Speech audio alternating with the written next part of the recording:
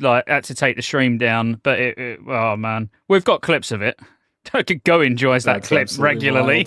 wild. Well, It's favorited on every platform. We are live, and we're about to talk about someone getting teabagged right at the start. But what actually happened on that episode was there was a bloke behind the guy that was on the podcast. So we was talking to a guy about Classic, and then his mate that was behind him just obviously just flopped it out and put it on his shoulder. That was he got IRL teabagged while we were live. Hi everyone. Go, And we the are best live. part, the best part was Scott wasn't even there, and I was like, Scott, help! And he comes back and he's like, what happened? Yeah, and then soon realised what happened, and the rest was history. Go, you can do the intro. See us in. We should be live on everywhere. I've not actually double checked. I'll check while you say hello. All right, yeah, we're back again for a Mist of Pandaria podcast with healers today. We did tanks last week. We've got DPS coming in the next couple of weeks. I think we're splitting it up to ranged and melee, something like that. We'll figure that out later. But 2 new guests today that we haven't had on the show. One familiar face. If you've been watching Scott stream for the past year for Kata, Chunk, welcome to the show. Hello, good to be here. Hi, Chunk. And a face. Hello. A face that is going to remain a mystery, but a very sought after guest, a very highly requested guest from last week's episode. In the comments, everybody was like, for the healer episode, you have to have this guy on. He was recently on another podcast, Countdown to Classic, with Josh Corbett, and Jordy was a part of that episode as well. So for the first time here, though, on the podcast that has no name, we can get into that, Scott. First time guest, Double Zug. Welcome. Yeah, thanks for having me. Hello, mate. And why don't we have a name, Scott? Why don't we have a name? Well, I'm trying to sort things out because stuff's moved around. Why don't we have? Why don't we have a name? That is a very good question. What we are doing is we want a really good, unique name, and none of you have given us a good enough one so far. So, as your way to support the podcast and keep it going and make it worthwhile for Go to get up at 8 a.m. this morning and Double Zug even earlier, I believe. Maybe, yeah, you're on different time zones. Yeah, it's like 5 a.m. here, but I'm a morning person, so it's unusual for gamers, but I do get up pretty early, so this is not too bad for me. Yeah, that is very early. And I was saying it's an early start and it's 1 p.m. But anyway, so yeah, any super chats you put in. If you want a super chat to support the podcast and you want to suggest a name for the podcast, if we get a good one, we'll use your name starting next week. Over the last 2 weeks, we've had 1 or 2 suggestions, 1 or 2 super chats with names. They were questionable at best. So maybe. But if you don't want to super chat a name and you want to super chat a question instead, then we will break during the podcast to answer any super chatted questions. So feel free to get those in. If you do ask a question that's not a super chat and it's on topic with what we're talking about at the time, then we might just address it anyway. So there you go, go. You carry on while I sort out why the chat's not on the screen. Perfect. Yeah, we got to introduce the guests a little bit, get to know them, and figure out their history in WoW, because we can't just have people on here that don't know what they're talking about, that just play retail all day or something like that. I hope that's not Chunk, is it? You know? No. Okay. Now, that's what we like to do. We like to see what versions of Classic everybody's playing their first time on the show. How long have they been playing WoW in general? Like, when did you guys start? So, Chunk, let's start with you. How long have you been playing WoW? You got a little baby face. It can't be that long, like maybe 5-6 years. Did you Way less than hit that. puberty at the beginning of Classic and you're like, oh, I need to play World of Warcraft? No, That was so weird. It's 8 o'clock, man. I'm doing my best. I'm doing my best. I think next time I'll lead and we'll just let Go sit there. Jesus Christ. I need to wake up, bro. I'm trying to get some caffeine in me. No, as soon as I woke up yesterday and hit 2 years old, I started leveling a character on Kata, you know. But I started playing leveled characters like back in the original Wrath, but never actually raided. I only started raiding properly at the start of Dragonflight. And then when around the new Wrath Thackle server came out, I started playing it, did Nax, quit, came back for Kata, and then ever since then, that's when I've been going hard. All right. Zug, how long have you been playing? I don't know if you answered this in Countdown to Classic. I'm a little hazy on it. Maybe you did, but I don't think I did. I'm actually a Wrath baby. All my friends like kind of started playing in vanilla in like middle school, but you know my parents were like the not gonna pay for my sub type thing, so I had to wait until I could pay with my own money. And in Wrath, I did. I started playing in Wrath. I leveled in Wrath, but I was like kind of a bit too young to be like super hardcore. But like by ICC, I was raiding, and then I played like super heavy in Kata and Mop original, and then I kind of super like fell off in WAD for a number of reasons. Like I just didn't really like the expansion that much, and also like I was super busy with school. And then I've kind of dabbled a little bit in retail kind of ever since. With like Legion, I played a little bit, but I just like wasn't as into the game since like Legion on, and basically since WAD, I did also like kind of discover private servers, which I assume a lot of people have a similar story there, where during WAD they did kind of like start playing private servers a little bit, and I've played like a lot of private servers. I'm definitely like a fresh chaser, which is a hard thing to admit, but I do. I do love the leveling experience in the first like couple weeks, and rating the first tier and stuff like that. So I've played like, actually, funnily enough, I think I've played more of every expansion in Classic than Mop. Probably most heavily like Wrath and Kata. But I've played really heavy in Mop originally, and also I've dabbled on private servers a little bit here and there, but I'm not like with Wrath and Cataclysm, I know like every single thing about the game, but with Mop, my knowledge is not as quite as deep. But I've definitely, since obviously in Kata, we kind of know it's going to go on to Mop, and so I've been doing a lot of research, doing a lot of testing, and talking to a lot of people who are like super heavy into it, and I'm very, very hyped, and I hope everybody else is as hyped in the Classic community. If you like Cataclysm, you're gonna love Mop. Yes, give me Monk. Yeah, you probably can't tell that I'm hyped about Mop, but yeah, I'm very excited. But that's cool. I'm glad you're from the private server scene. What Wrath servers did you used to play on? Because I've played on pretty much every private server. Because I'm the same. I love Fresh.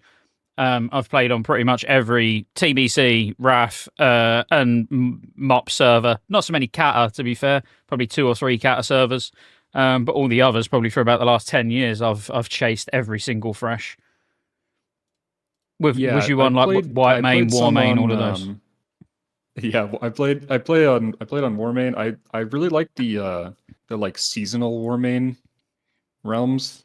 What were they called? Like Frostmourne or whatever. Frostmourne, I always forget the names, but the seasonal ones that like last like basically a year, and I actually really like some of the custom stuff they did with like the time walking and that. I thought that was pretty creative, and I played on like some of the White Main realms and stuff. It's hard to keep them all straight, but I've definitely played on. I've leveled a lot of private servers over the years, so. Yeah, I've always been a fan of that. I'm glad you mentioned that, actually, because I've always wanted to see Blizzard do the filler content like what Frostmourne does, where when it releases a new raid, it'll have like Black Temple alongside it for time walking, or it'll have they just pick an old raid and then put it alongside the new tier of content. I've always been a fan of that as well. I'd love to see Classic do it. It was super cool. And I just love I do love the Fresh experience. I actually rolled on Wrath Classic. I rolled on one of the Fresh servers with a guild that I met and joined on like the private server that released right before Wrath Classic. I forget which one it was. It White Main, been a Stormforge Main, server. I think it was, wasn't it? Yeah, it was White Main. Yeah, so yeah. I rolled on that server. I just like got to max super quick, and then I found a random guild, and it just happened to be like really cool, really good players, and so we all rolled on Sky Fury together, and I kind of wish they would do fresh servers. I know they just are inevitably going to die a few months in, but like that experience in Wrath Classic, leveling on a fresh server was awesome. So Yeah, I agree with you fully. I was actually talking about this a couple of nights ago on stream, where I said like I'd take fresh servers knowing that they're going to be dead in 3 months, and I'd still take it. yeah, same. You know, Even if just I didn't have a guild there, I would just level on them just for the fun of leveling on them. yeah, that's exactly what I would do. I would be all over just one. You know, not go overboard. Just have one fresh server. Again, we know how it's going to end up, but. We was the same. I was on the same server as Chunk, but I didn't actually know Chunk at the time. But yeah, we went on Theckle and went fresh. And obviously, I regret going all in on fresh now, if you know what I mean, rather than I feel like I should have actually just carried on the server I was on, but played fresh at the same time. But you live and learn. That's why, exactly like you just said, if they'd done a fresh server, it wouldn't be my main character, but I'd definitely be playing there as well. Yeah, it's like hardcore or something. It's like kind of separate game mode almost, where you play it for a little while and then you wait for the free server transfer or whatever. Yeah, absolutely. Cool. Okay. Just quick fire some questions, and then we'll move on to every healer and whatever else we're going to talk about. I don't want to ask Chunk anything because obviously I talk to Chunk every day. I know what he's playing, what he's played. I know he's a bit of a degen player in general. But Zog, what's your main? What do you actually main in Cata? I'm assuming it's probably a healer. Yeah, I main Disc Priest, like that's what I played in the guild raid, and I have like one of every healer spec. I'm like kind of an altaholic. I really like multi-classing too, so I don't like having clones. So I do have a clone of my main disc, but everything else is I have like one of every healer spec that I play in just random, like GDKPs and stuff. But I do main disc. I kind of got like accidentally into maining disc and Wrath, and that's sort of continued on through Cata. I love like all the healers in Cata, but I think disc is really up there. I think it's super fun to play, so that's what I mean. Cool. Yeah, I'm really looking forward to talking healers with you because I'm a little bit of a freak when it comes to healers as well. I've got every healer in Cata, had every healer in Wrath. As much as I say I'm not healing anymore, I then end up healing the very next raid, and yeah, obviously done Dragon Soul, Firelands, all tier 11 as every healer, and super hyped for Mistweaver because, well, I'm super hyped for Monk. It ain't even just got to be Mistweaver, but obviously I love Mistweaver even with all its flaws. It's definitely very fun. So yeah, exactly, and that's what I'm it's about. excited as well. I'm excited to roll a monk and queue into RDF and get the 5 monk group leveling. I think that's going to be like 2-3, well, however long the pre-patch lasts, that's just all we're going to see in it. We're just going to be in 5 monk groups all the time. Which, to be fair, there's worse groups to be in because monks at least do slap, assuming everyone's got heirlooms. So yeah, absolutely. And Chungus, what do you main? And actually, Go, you grill Chunk. I'll do Zug, as it seems a bit unfair me to asking Chunk questions. I just know Chunk as a DPS. So, like, when you said, yeah, let's have Chunk on for the healing show, I was like, he heals? I know you have your Shadow Priest, so maybe you're leaning towards playing Disc as well, but yeah, what healers are you playing? I know you as a mage mainly, and you had your Warlock in Cata, so it's a big change for me. No, I've always like played healer alts. Like I've done a lot of healing. I play Disc Priest, Resto, Druid, and Holy Paladin. I've never touched the Shaman, to be honest. It looks really boring to me, so that's why I never touched it. But yeah, those 3 are what I play a lot. How can you say Shaman's boring? You put Healing Rain down and go AFK. I mean, you get loads of time to make coffees and get beers, and it's great. You just drop Healing Rain and end up in another game. Yeah. Are you healing in retail at all too? Because you're still playing retail, I assume. I played a bit of the retail at the start of the new season, but I haven't really touched it in a while. But I did play a Disc Priest in retail, but it's very different. Yeah, healing in retail is like almost a completely different game. So different.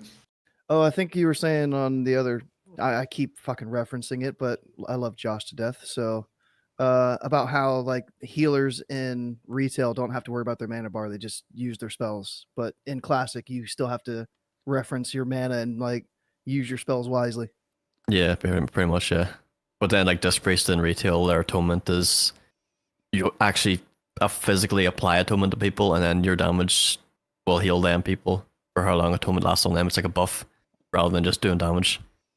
Yeah, a bit like chronostatic beacons. You probably know that better. Go as in mage healer style in Sod. It's very very similar. It sounds like Beacon from Holy Pal, yeah.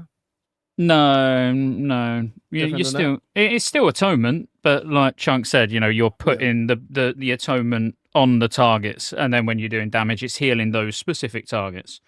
But well, yeah, healing in retail's like wild compared to classic. It's not even comparable.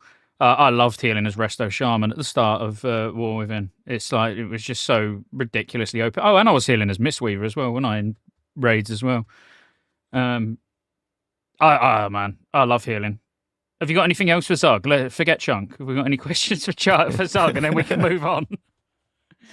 Do you PvP at all, Zug, or is it just strictly PvE stuff? I actually I started out PvPing a lot. It's kind of what my like real life friends who played the game did a lot of, is like 2s and 3s. So I did a lot of that in the like original Wrath mop Kata, but I haven't done as much of it on Classic. I'm just kind of a raid logger, and I do a lot of raids. So I'm definitely excited to get into it more in mop though. I feel like mop PvP is just like peak.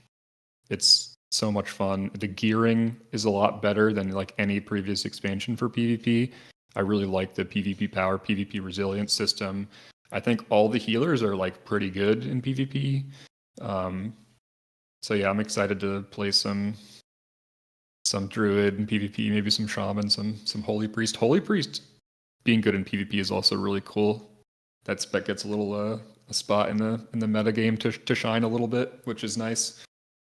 Mistweavers in PvP really piss me off, just running away, dropping healing spheres at their feet. Can't touch them at all. If you're a melee and you're against a Mistweaver, good luck. Just ignore them. Go kill somebody else. Especially if you have stuns. The like dematerialized thing is so just insane. You just like are immune for half of every stun. Yeah, Mistweaver in PvP's a lot of fun. But to be fair, Monk in PvP is really fun. Me and Chunk are planning on doing a lot of PvP in MOP. We were talking about it last night. Although I think I'm going to PvP as Windwalker rather than Mistweaver, because it would just, I'd rather go and actually kill people than heal people. Cool. All right. Yeah, Windwalker is fun in PvP. Yeah, man.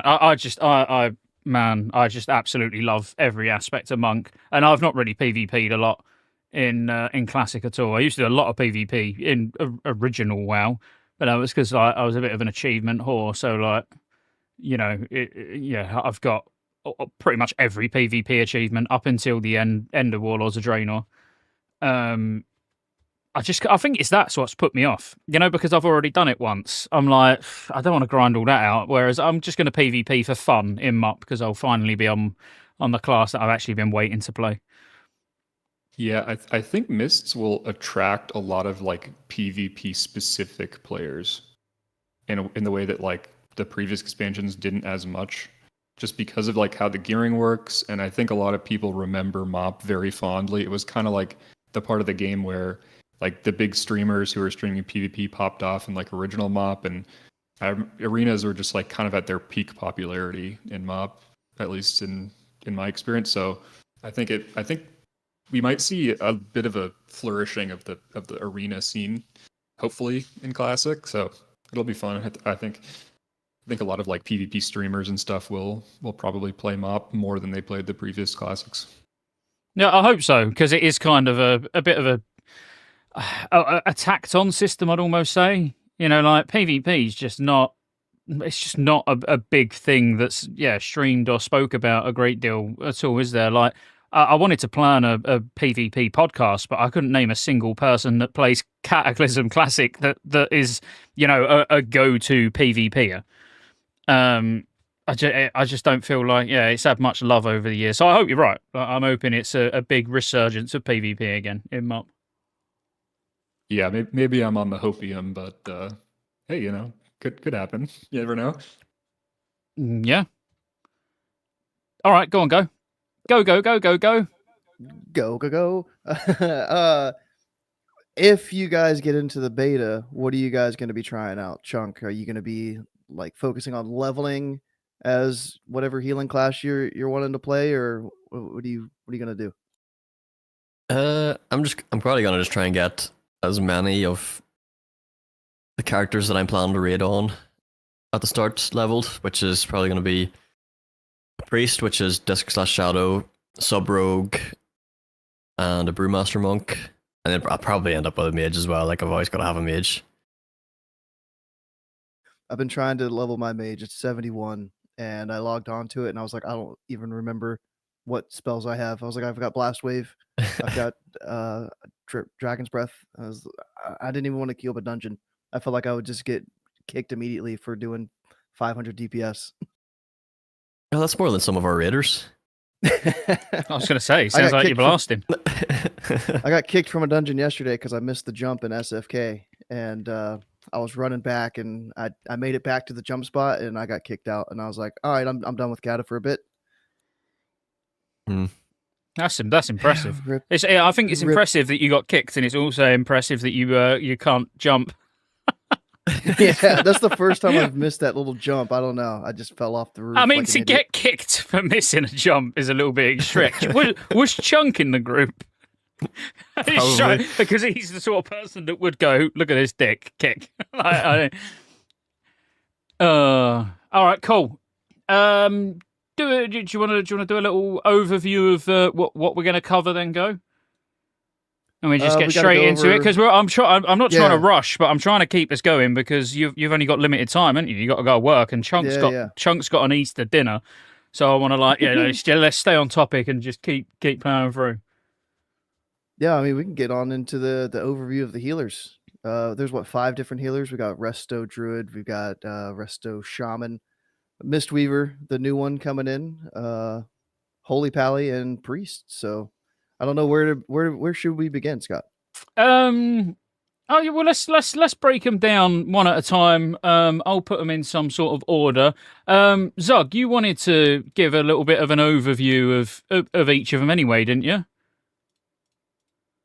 Yeah, well, I've had a lot of comments and just I've been looking around at people's perceptions of MOP, and it seems like people remember certain classes being overpowered, certain classes being underpowered. So for each spec, I just made a list of the 3 most important changes and the reason why the meta is going to be what it is in 5.4. There were some really big, super impactful changes in 5.4 to a lot of the healers that really shifted the meta around. So as we go through, I'm just going to do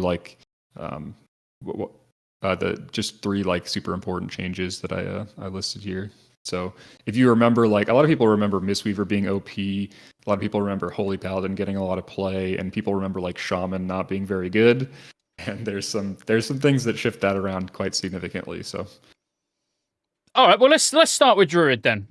So we'll start with Resto Druid, and we'll have a little talk about that. And you might as well start with what you think are the sort of important key changes that people need to know about, and then we'll get into it. But we'll start with Druid.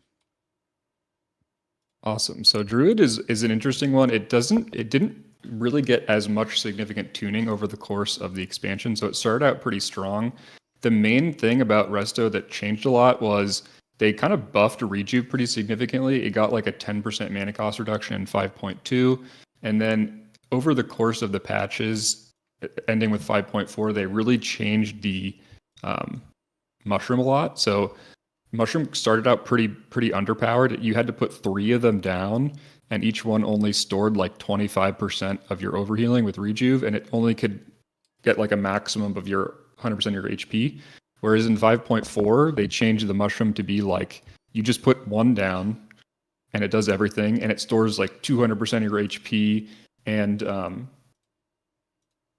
and 100% of your reju overhealing. So that was the core ability that got buffed a lot. But overall, Druid was just kind of solid the whole expansion. They didn't get like too many massive changes because I think they were pretty strong at the beginning and they kind of remained pretty strong. So Well, I don't know if you were going to mention this part, but the one thing that I saw looking at Druid, because I might play Resto, was it the radius of efflorescence got increased or something like that? yeah, they actually this is a big like overall change. I'll actually go through it really quickly here. So in 5.4, a lot of the AoE abilities were their radius was increased. So I think Efflow and Healing Rain are the big two that got moved up to 12 yards. And 10 yards to 12 yards is actually like really big. That's a huge radius increase. It doesn't sound like a lot because it's 2 yards, but because of how circles work, it's actually a lot of extra area.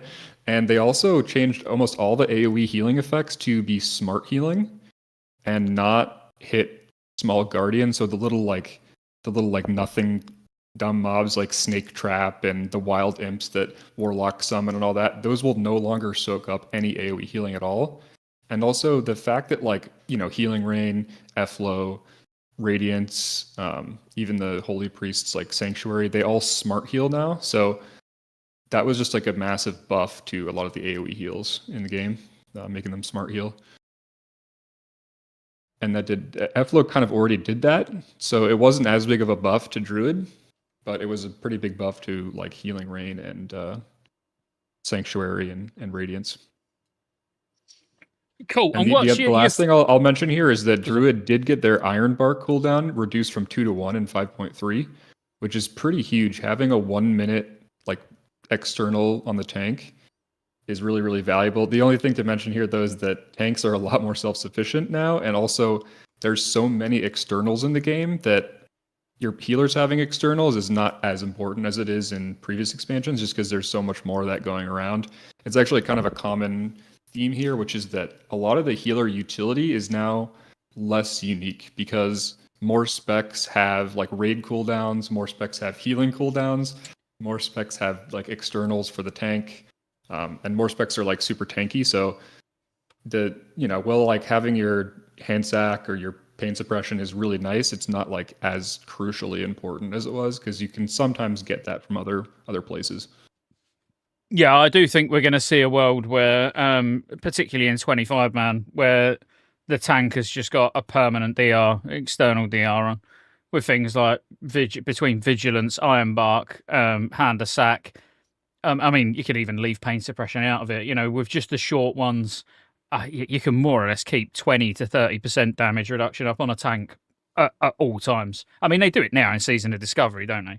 We were talking about that last week. I think it's going to be there's going to be a big like gap between the guilds that have their MRT and everything scheduled that can just have like full coverage of every cooldown, and the guilds that like don't do that. So it's a little bit annoying, honestly, to have to schedule stuff like that. But once you do it, there's a little bit of work up front, and then it does make things a lot easier. So, absolutely. And where do you see? So, like, Resto Druid, talk to us a little bit just in like general healing style. Like what's changed? What are you doing differently from what you do in Cataclysm? Or would you say that on the most part it's the same? The basic toolkit of Resto Druid really hasn't changed, like from Wrath, honestly, to like even retail. You're doing very similar stuff. Like you're just spreading rejuves as your filler around, you're wild growthing on cooldown, you're keeping your life blooms up, you're swift mending, and you have your big cooldowns being like Treeform and Tranquility. That's all the same. But the thing that's really nice in Mists of Pandaria is that a lot of the like super annoying pain points from Cataclysm are just like totally removed from the spec. So your mastery in Cataclysm lasted only 10 seconds. And so like just swift mending on cooldown, you wouldn't have your mastery for, 30% of the time because it's a 15-second cooldown and your mastery is 10 seconds. So you had to like weave in a casted heal here and there, and your casted heals are pretty bad, so it felt pretty bad. And then your life bloom also only lasted 10 seconds, whereas in MOP, both of your mastery is 20 seconds long. So that means like just swift mending now and again means you always have your mastery. So that's just like all that annoyance is completely gone. And then your life bloom is like 15 seconds long. And also you can swap it. So you can get your 3-stack life bloom on one target. And then if you need to swap it to the other tank or to somebody who's taken a dot or something, you just press one global and all 3 stacks swap over. So there's a lot of these like really annoying little things that just aren't in the game anymore. And that's really across the board for MOP. Most of the healers get like big quality of life and just feel a lot better to play.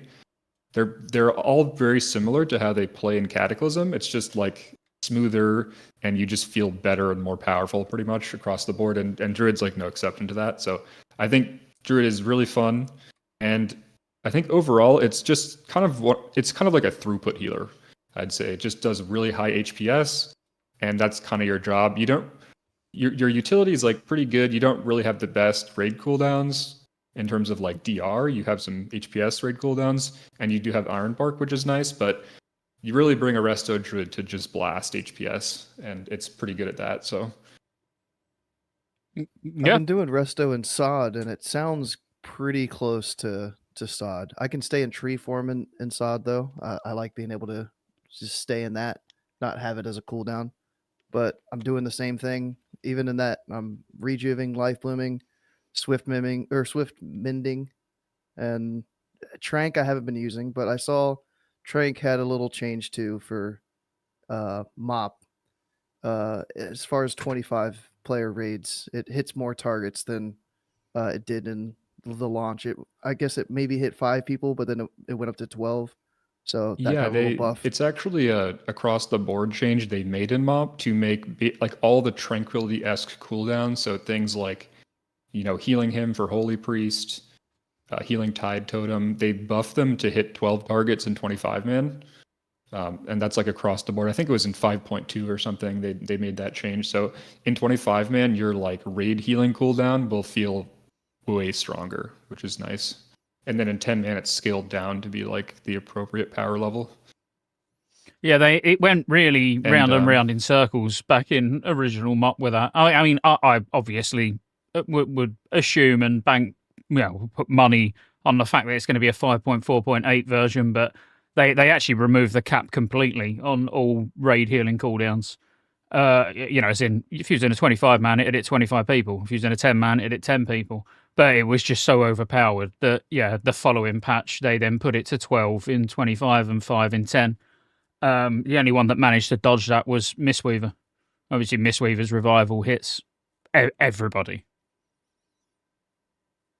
Yeah, but they did nerf revival in 5.4, which is one of the monk changes I was going to mention, but it's still, and it also has like crazy range too. So revival is like a very powerful niche button you can press. Yeah, I just use it just to snipe hills from people, to be honest with you. Never use it as a Resto Druid can do that too with your mushroom. You have a lot of like snap healing as Resto Druid, where like right on demand you can do crazy healing with your mushroom. And then when your mushroom's not powered up, you can use your Genesis, which is a button that makes all your rejus tick like 4 times as fast. So, and then if you don't have that, if like both of those if you don't have your rejus out, then you can do like Soul of the Forest Tranquility, and you can do your whole Tranquility in like 3 seconds. So you have like 3 really powerful, just heal like an insane amount in, 1 or 2 globals, which is pretty cool. You can definitely snipe a lot of healing with Druid. Yeah, absolutely. I love Resto Druid, and I agree with everything you said. Just pure output. What's your thoughts, Chunk? I know you was really enjoying Resto Druid as well on Stormforge. Oh, I love Resto Druid. My favorite change is gotta be Glyph of Efflorescence by far. Just having your Efflorescence permanently on your mushroom is just, it's like I would say you just need that glyph all the time. Yeah, it's like all the other glyphs are like, of maybe 1% healing, and then Glyph of Efflorescence is like 15% extra healing. It's just, and it also insane quality of life. Your mushroom is just like so central. It's such a crazy, powerful ability with the efflorescence attached to it. The other thing I like, which go on, Chunk. I was just gonna say, glyphs in general in MOP are like kind of meh, but then you just have efflorescence glyph, and it's like, what the hell? Like, this is just so overpowered compared to every other glyph. Yeah, you do have some real big outliers. But the yeah, what was I going to say? Oh, yeah, when it comes to things just being baked in, obviously it applies to all healers, but Resto is a good example of where you actually get, like at the moment in Cataclysm, where you've actually got choices to make in your talents in terms of like Living Seed. Living Seed's normally, points that you would drop out of Resto unless, as a prime example, Balrog. Obviously, it was amazing on Balrog healing, but, for the rest, everything else is kind of meh. There's like better talents. And a lot of things like Swift Mend healing additional targets, that comes from talents. Like all of that's just baked into the abilities now. So you sort of you actually get a bigger toolkit, a much more well-rounded toolkit because you're not having to choose between them. You're getting just everything. Yeah, Living Seed is the biggest one there.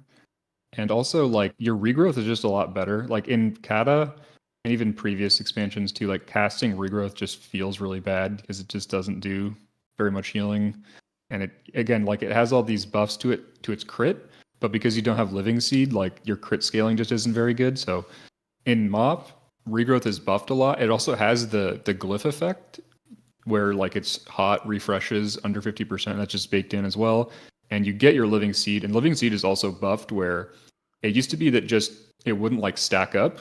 So it was just your biggest crit on the target was the Living Seed value. Whereas now in MoP, you can stack it up to 50% of your HP. So it's like a Divine Aegis shield where you can keep refreshing it and stacking it up. So if there's a big tank buster coming out, you can regrowth the tank 2 or 3 times and stack up a big juicy Living Seed, it's a kind of a niche thing, but it's still pretty cool. So your casted heals feel a lot better to cast in MoP than they did in Cataclysm or Wrath, which is a nice thing for Druid. So if you ever do have to do like tank healing, it doesn't feel as bad. Yeah, absolutely. Where do you want to move on to next? Obviously, we'll just do a little overview of all of them, and then we can dig into more detail. Yeah, once we've actually done a bit of an overview. Where do you want to go next, Zug? Your choice. Let's do Paladin. Okay. So, Holy Paladin is very similar to how it works in Cataclysm. There's a couple of nice little quality of life things. Like the main thing is you get 5 Holy Power now, and as a healer, that's really, really nice. Like for DPS and tank, you kind of just spend a lot of Holy Power most of the time, but for a healer, you're more likely to want to like bank that Holy Power and wait for damage to come out to spend it. So getting that little extra buffer is really nice, but aside from that, your play pattern is very similar. You're just kind of generating as much Holy Power as you possibly can and spending it on WOG and LOD. The big changes here is that there's kind of 2 pathways you can go for Paladin. There's like a more Judgment focused, kind of like more melee focused build where you're going to be talenting into Judgment, generating Holy Power, and you're going to be using a lot of LOD to do like, AoE healing. And then there's Eternal Flame, which is probably the single biggest change, which makes your Word of Glory into, it still does the same healing initially, but it also leaves a 30-second long hot. And to go into the changes really quick here, the biggest changes to Paladin, it's really just one change that radically altered how Paladin was played. So if you remember, in the earlier phases of MoP in original, Paladin was actually pretty strong. And the reason for that was that your mastery, which is buffed now, and also you get the 3000 mastery buff flat from like your raid buff. So mastery becomes like a bigger thing for most of the healers. Your mastery would apply to that healing over time effect from Eternal Flame. So what you could do is you could just like spread this 30-second hot on the entire raid, putting like even 1 or 2 Holy Power wogs into every single player. And then that hot would last a really long time, and it would just stack up these like infinitely refreshing absorb shields on the whole raid. And in 5.4, they just completely removed that. So they just made it so mastery no longer affects your hots. And they did some buffs to try to compensate, but that really gutted Holy Paladin in terms of its niche as being like an absorb generator, trying to compete with Disc there. And, so if we do, assuming we do get last patch first balance, Holy Paladin is not going to be as good as you might remember it from original MoP. But it is still it does still have really good utility. It just does a little bit less like numbers than the other specs. And it doesn't really bring damage either. So just numerically it's a little bit weaker, but it's still like every healer is totally serviceable and viable. And if you really want to play one or the other, it's like you're not really trolling your raid to bring any of these healer specs. But I do think that HPAL is like probably the weakest in terms of just raw numbers. And a lot of it is just because of that one single change. A couple of other really cool things. You get hand sag no longer deals damage to you with the glyph. So that's a super impactful change. And you also get double hand sag. So those are probably the three biggest changes I would say to the spec. Is you just bring incredible tank externals, and that one nerf was like the huge significant turning point for MOP HPAL that really kind of like makes them less viable in the version of the game that we're going to get, especially relative to how you might remember them. Yeah, Chunk, what's your... you've played, actually, on the current season of Stormforge, you've played a lot more Holy Paladin than I have. What's your thoughts? Because, yeah, Holy Paladin does get a bit of a bad rap around viability. I think it's really good. Like, especially like the change with like Light of Dawn, where you don't have to aim it anymore. It's just all around you, 30-yard range. And I'm very into the Eternal Flame playstyle rather than Judgment. I like to just blanket the raid in Eternal Flames, and then you're beacon on the tank, all the hots going off at the same time, just kind of take care of them. I just think Holy Paladin's like really fun to play in MOP and pretty strong as well. Yeah, it's like super high APM, very fun. And also the one thing to mention here too is that your beacon, despite like tanks being more self-sufficient, meaning beacon isn't like as strong, it's still really good. And also you get it so it doesn't cost mana anymore.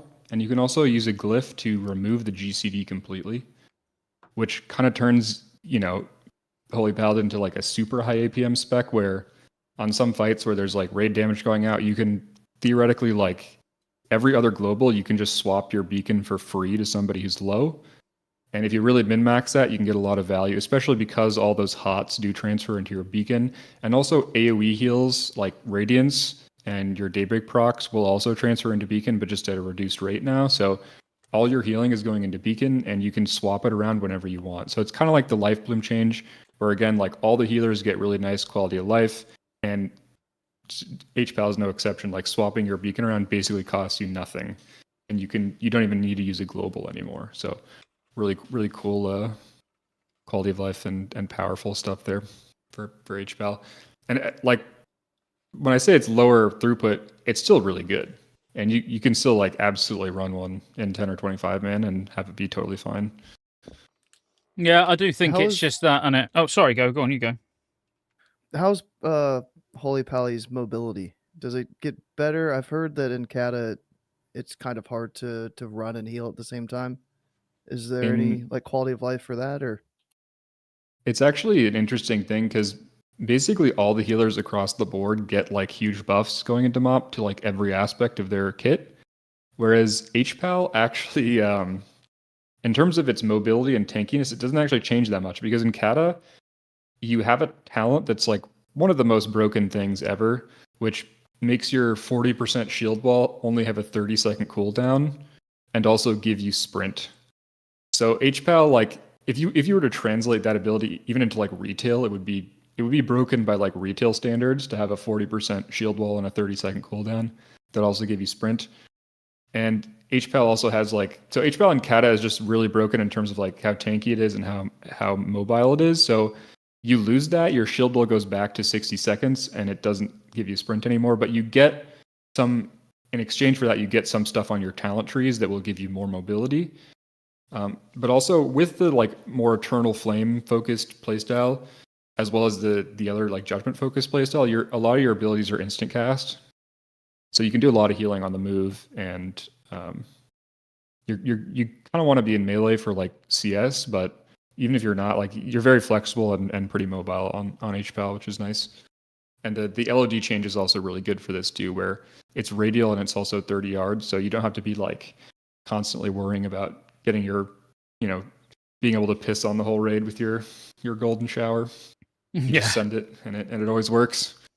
Yeah, that just that one change alone feels absolutely amazing.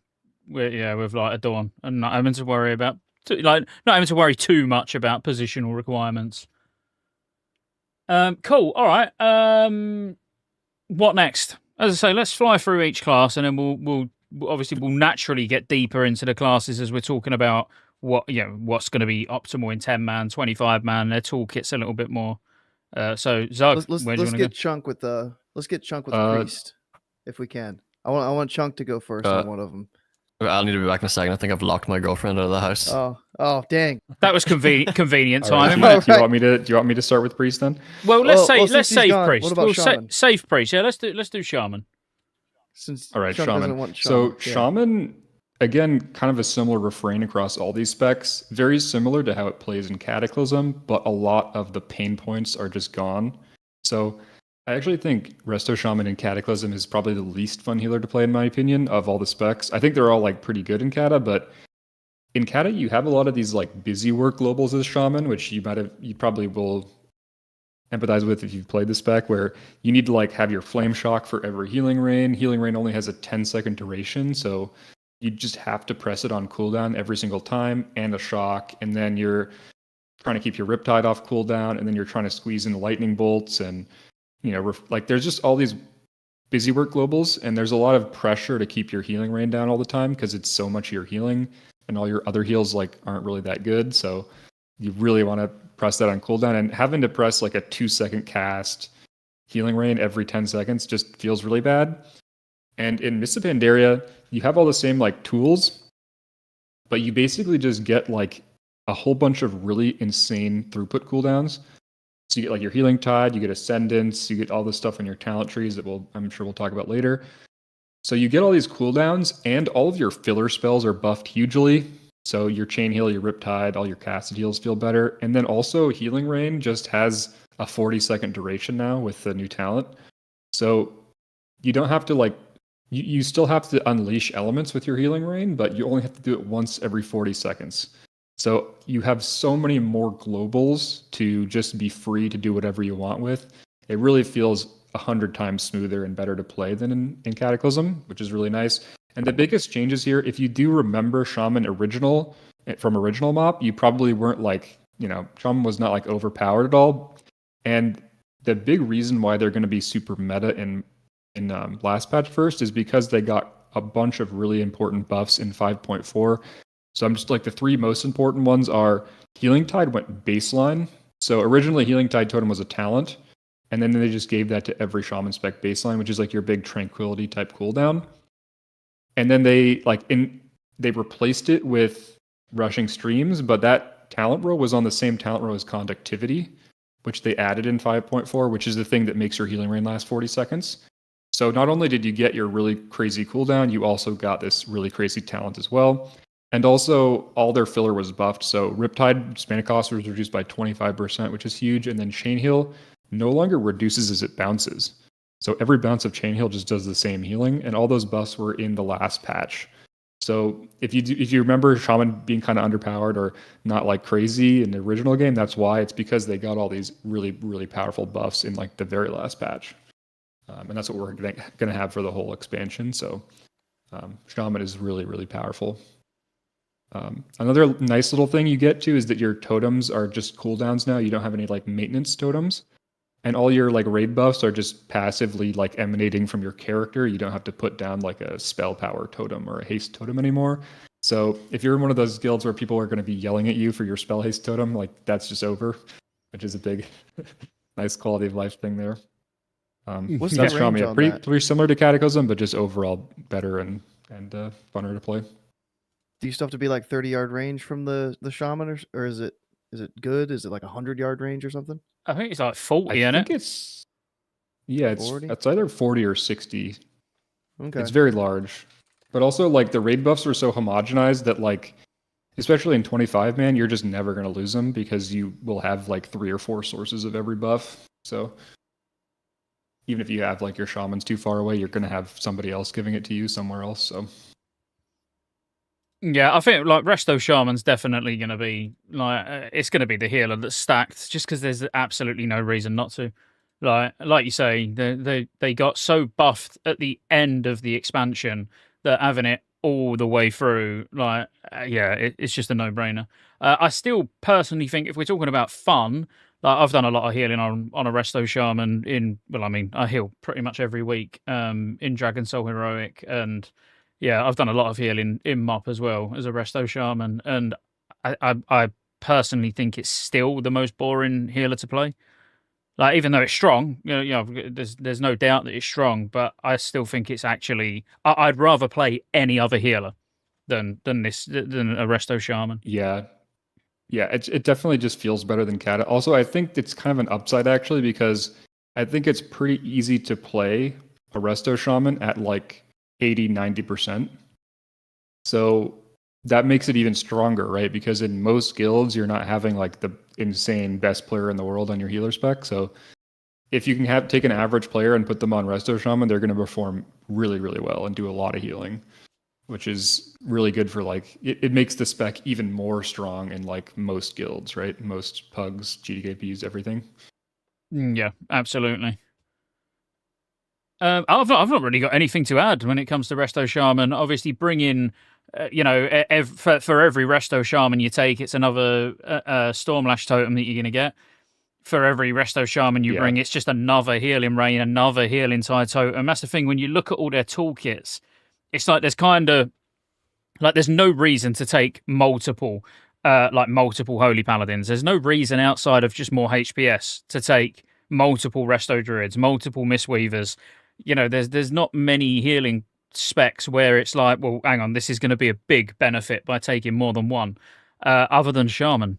Like the more Resto Shamans, the more damage your raid is going to do. They're healing strong, Spirit Link Totem, Healing Tide Totem. Like they've just got such a varied toolkit that I think it's going to be TBC all over again. We're going to have TBC and MOP out at the same time, and both raids are going to be stacking Shamans. Where do you want to go next? Yeah, should we go? Yeah, I definitely am. Go on, Zog, sorry. Sorry, go ahead. It's all right. I was just going to move us on. You about the shaman stacking. Yeah. I see it happening, and in 10-man, it's going to be one of those like where in a 10-man Dragon Soul Heroic, I hate going without Holy Paladin Disc Priest. Like just changing one of them, it's like you feel it. It's noticeable. And I think every 10-man raid in MOP is going to feel noticeably different without a Resto Shaman. Even though you could do it, like back in original MOP, the go-to healing comp pretty much throughout the first 2 tiers was still Holy Pally Disc Priest. But then obviously that was before all of the changes, all of the tuning, the 5.4.8, sort of balancing. But yeah, this time around, I think you're making life difficult for yourself without having a Resto Shaman in the group. Yeah, the one thing I'll add here too is the 10% HP buff is just completely unique to Shaman, and it also lasts 30 seconds now. So it's really easy to have like full uptime on the whole raid, and just having 10% more HP is an insane utility. Like that's better than a raid cooldown for most of the like for most fights. 10% more at max HP, and like you just can't get it anywhere else. So the first Resto Shaman you bring to any raid is just 10% more stamina for like every player, which is crazy. Just that utility in itself. Even if it didn't do very good healing, you'd still want to bring one. And because it does insane healing, it's like this just having one in every raid. That's like the starting point. Baseline is one Shaman. If you want to be like meta, obviously you can heal with anything. You can, the world first Garrosh was healed by a Holy Priest, solo healed. So a really good player on any healing spec can do really well. But if you, for the people who are trying to be meta, I think there's 0% chance that the meta comp doesn't have a Resto Shaman in it, is what I'll say. Yeah, I agree. Cool. Okay, what healer do we want to go to next? Priest, yeah? We're going to do Priest, and we're going to let Chunk fire away. Yeah. Go on, Chunk. Yeah, Priest. Tell us about Priest. They get. I just love this Priest and MOP, like Atonement going from 15-yard to 40-yard range and affecting your penance as well. Getting like access to a load of talents you wouldn't normally take. But like Strength of Soul or Train of Thought, smiting to reduce penance cooldown, just as some people would say, it's just because brain dead smite spammer. It just doesn't change. You do lose healing him, but you get Spirit Shell, which is one of my favorite cooldowns ever. Like I like to macro your inner focus with prayer healing because it actually works with spirit shell where it'll double the absorption, so you can spirit shell, inner focus, prayer heal in one group in 10 man, and then double prayer heal in the second group, and then you get a huge absorb shield on every player in a 10 man. Probably not as great as in 25, but 10 man is definitely super strong. Yeah, they swapped Can it you, round, didn't they? They swapped the bonuses round on inner focus. Yes, So inner focus is instead of 25% crit, 100% mana reduction, it's 100% crit, 25% mana reduction. So like if you have that with your prayer heal and on spirit shell, it's like a huge absorb on 5 people. Yeah, they spirit shell works where like it will add the like average healing of your crit rating and your mastery to the heal, but it can't itself crit. But when you use it with inner focus, it gives you like the full double value, which is kind of insane. And then also you obviously as priest get void shift. My favorite playstyle as priest is friendly fire priest where you just kill people. But you know, void shift. Oh yeah, you stand in fire, you life swap, and then grip. That's the move. But in overall, Disc Priest, again, like we said with Resto Shaman, it's one of those where, you know, Spirit Shell is just so unique, you know, on such a short cooldown as well. Like the amount of mechanics, like I think there's going to be a big difference between a good priest and a bad priest. Like I'd say more noticeably than in Cataclysm, because Cataclysm, a lot of it, there is a lot that sort of revolves around atonement healing. You know, you can kind of do medium to good damage, good healing just with atonement. Whereas in even though atonement's still a big part of Disc, even in MOP, like Spirit Show is where you're going to just get those like be able to put up ridiculous numbers by understanding the mechanics. You know, understanding on a boss by boss basis, knowing when there's going to be big damage about to come in and already preemptively getting your spirit shells up on everyone. And I think like I like that play style. I like as a healer, like Mistweaver's the same, which we'll get onto Mistweaver obviously soon. But I like knowing that, all right, in 10 seconds there's going to be big damage coming out. So already having renewing mist on everyone, sat on 4 chi, charges of chi brew ready, you know, to just like full on pump. Whereas so that's like reactively healing but being proactive about setting up. Whereas priest is just all completely proactive. It's like, I think to be a good disc priest in MOP, you definitely need to understand the fights. Yeah, I was sitting thinking about like all the different situations where spirit shell would be really good on, and there's like one specifically where I was like on what's the boss called where he puts the debuff out where if you heal that target they get an increased dot damage. On Amber Shaper. Yeah, because absorbs don't increase that. So if you like, you could literally just like power word shield and then put a big spirit shell absorbing them, and then they'll never go below 100%. They won't receive like random tick damage of heals, and they'll never get that buff star debuff stacked up. Yeah. Yeah, and like even on fights where you don't need the like AoE spirit shell, it's still really good for like single target. Like you can use it as a tank cooldown. Like you can spirit shell, greater heal the tank, and they'll just never die to like a tank buster, and all your tank healing won't overheal. There's a lot of niche things you can do with it. Like even in PvP, you can use it. Like it's just a really, really powerful cooldown. It's so powerful that in 5.4 they had to nerf it to from 15 seconds to 10 seconds duration, and it's still like insane. So even with that huge nerf, it's still like just kind of busted, just because the thing it does is so unique. No other healer really can blanket absorbs like that. So it's very like powerful. another situation where you could use it single target is Garagel for the voodoos, because if you absorb the tank, then pretty sure that the actual other voodoo targets won't take damage if they fully absorb it. Yeah, that makes sense as well. Yeah. Anything else to add on Disc Priest, Zug? I'll just mention like Disc Priest was very strong at the beginning, but if you don't remember it as being super overpowered, at the beginning, a big reason for that is that in 5.4 it got pretty significant buffs. So the big buffs to mention here are that your 90 count rows, so Halo, Divine Star, and Cascade, were like AoE capped at the beginning of the game. So Cascade only bounced 10 times, and Halo and Divine Star were like AoE capped, whereas in 5.4 they made them uncapped.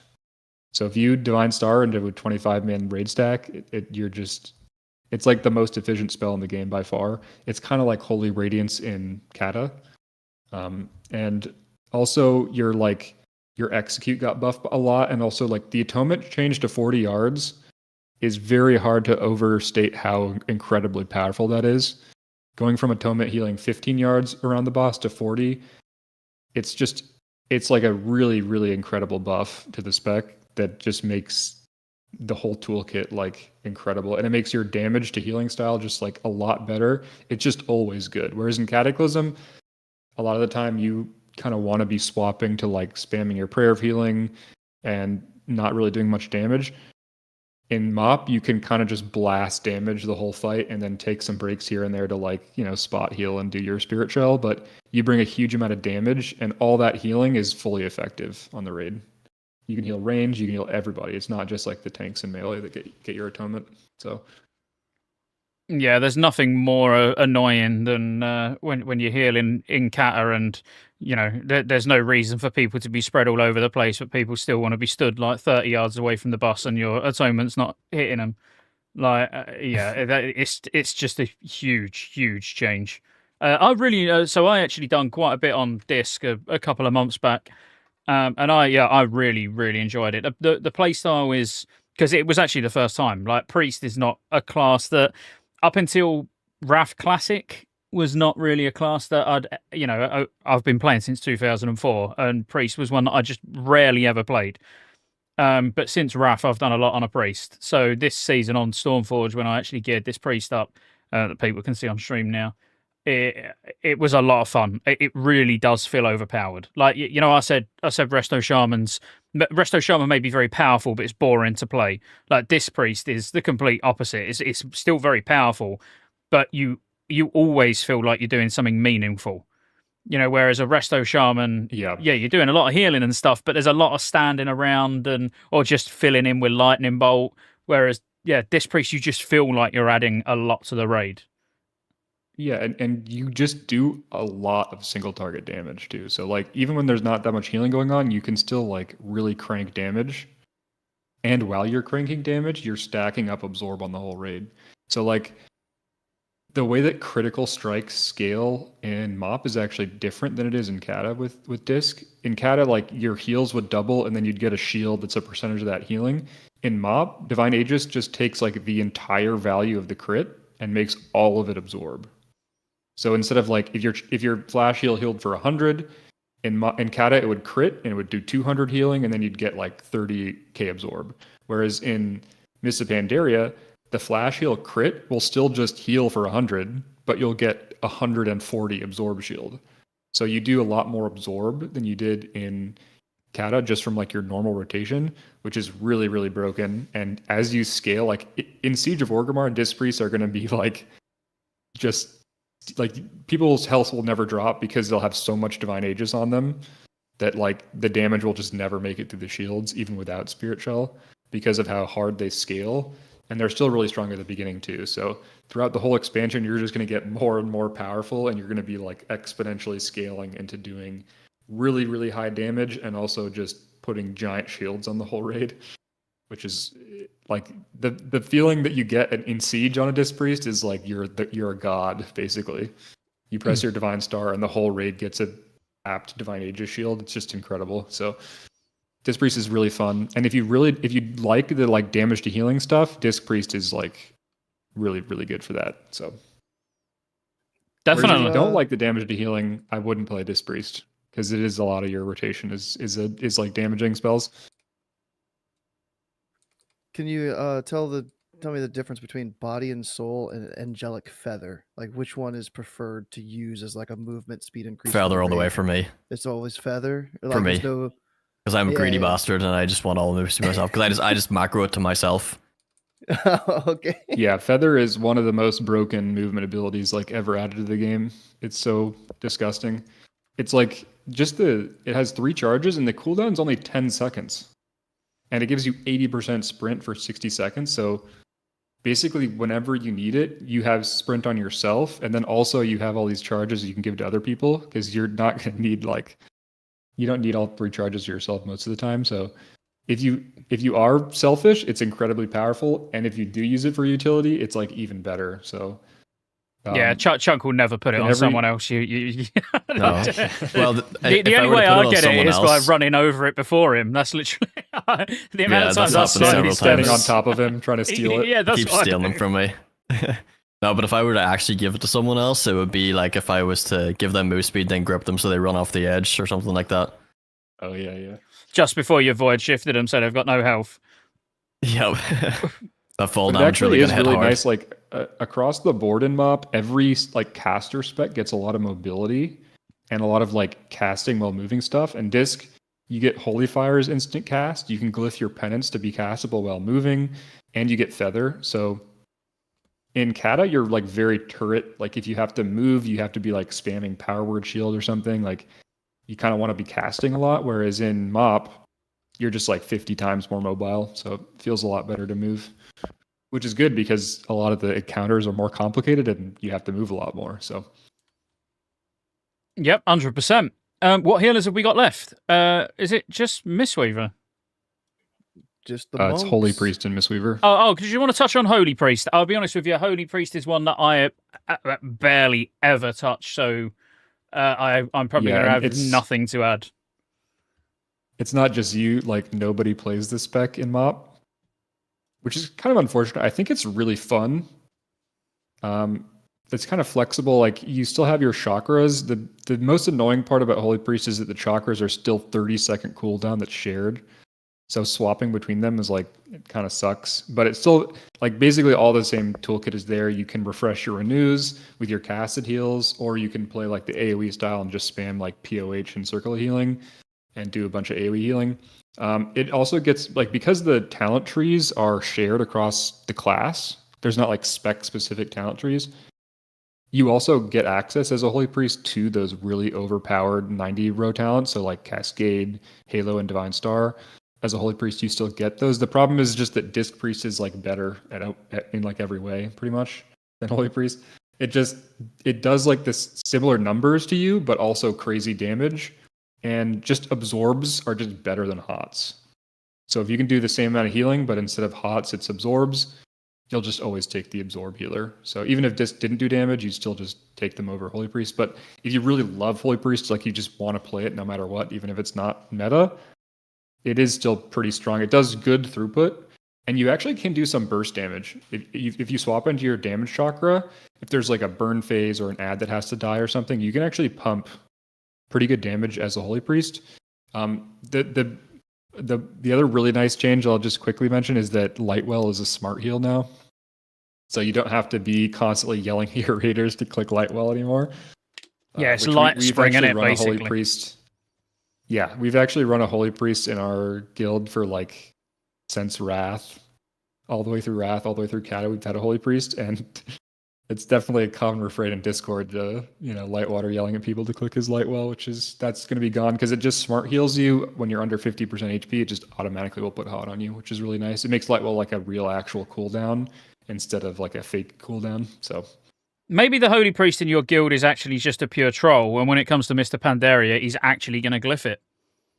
Because if you glyph it, it goes back to normal, don't it? Glyph.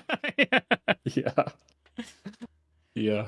That would be key. But yeah, Holy Priest, like, you're not really going to see many of these around, but kind of like the Holy Paladin, even though it's not meta, if you really like the spec, if you're good at the spec, you can do really good healing on Holy Priest. So yeah, I think it's going to be one of those, I don't want to say niche specs, but there will be people that just love playing Holy Priest. They don't like Disc, they just love playing Holy Priest, and you can do it, but I think they just really need to understand that Disc will just do it better. Like in every way. Yeah, and you will see Holy Priest on Sulong and pretty much nowhere else. That's it. So yeah, you might see you'll see Holy Priest at least one fight in the expansion. Cool. All right, let's move on just to a quick overview of. Pretty sure we've done everything other than Mistweaver, haven't we? Yeah, it's just Mistweaver left. Cool. Go on then, Zog. Talk us. Give us all the highlights of Mistweaver, the one that I personally am most excited for out of them all. All right, so Mistweaver is like super fun. It's kind of a combination of like a hot-based healer and like Holy Paladin melee playstyle where you can get into melee and generate your resource in melee with melee attacks to do smart healing. And that's like a little bit less HPS, but you're doing a bunch of damage, which is cool.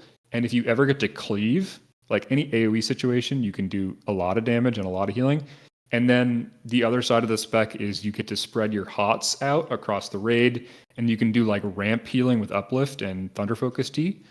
So it has like these two different things that you kind of want to be doing at the same time and weaving them together. And doing that in the right way is like, it's skill testing, it's super fun. I think this is one of the most fun specs to play in MoB. And a lot of people will remember Mistweaver as being like super overpowered, or at least like really strong at the beginning of the game. And a lot of that had to do with, it's obviously a new class and spec, so it got a lot of changes. And it did get some significant nerfs throughout the course of the game. So like the biggest thing was that there used to be a glyph of Uplift, where Uplift just costed mana.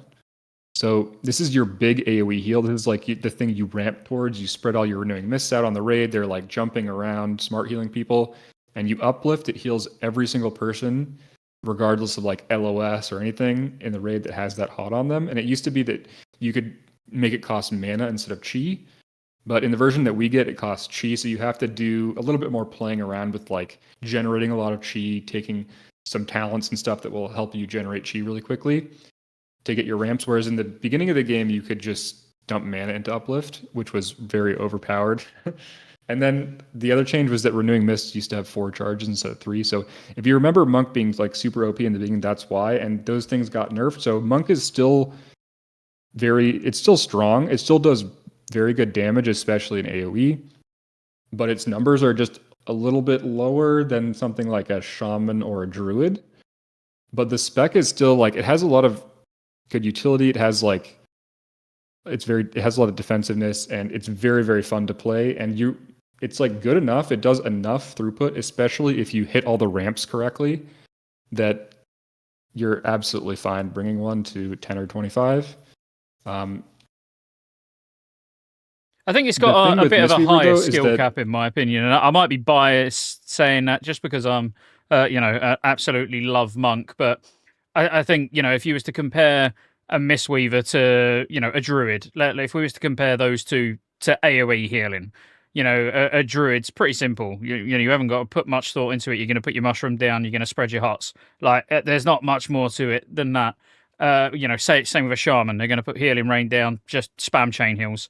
Whereas a monk takes a lot more setup, a lot more preparation, needing to understand the fight, being confident enough to avoid mechanics in melee, to be able to get more chi, to be able to do more AoE healing.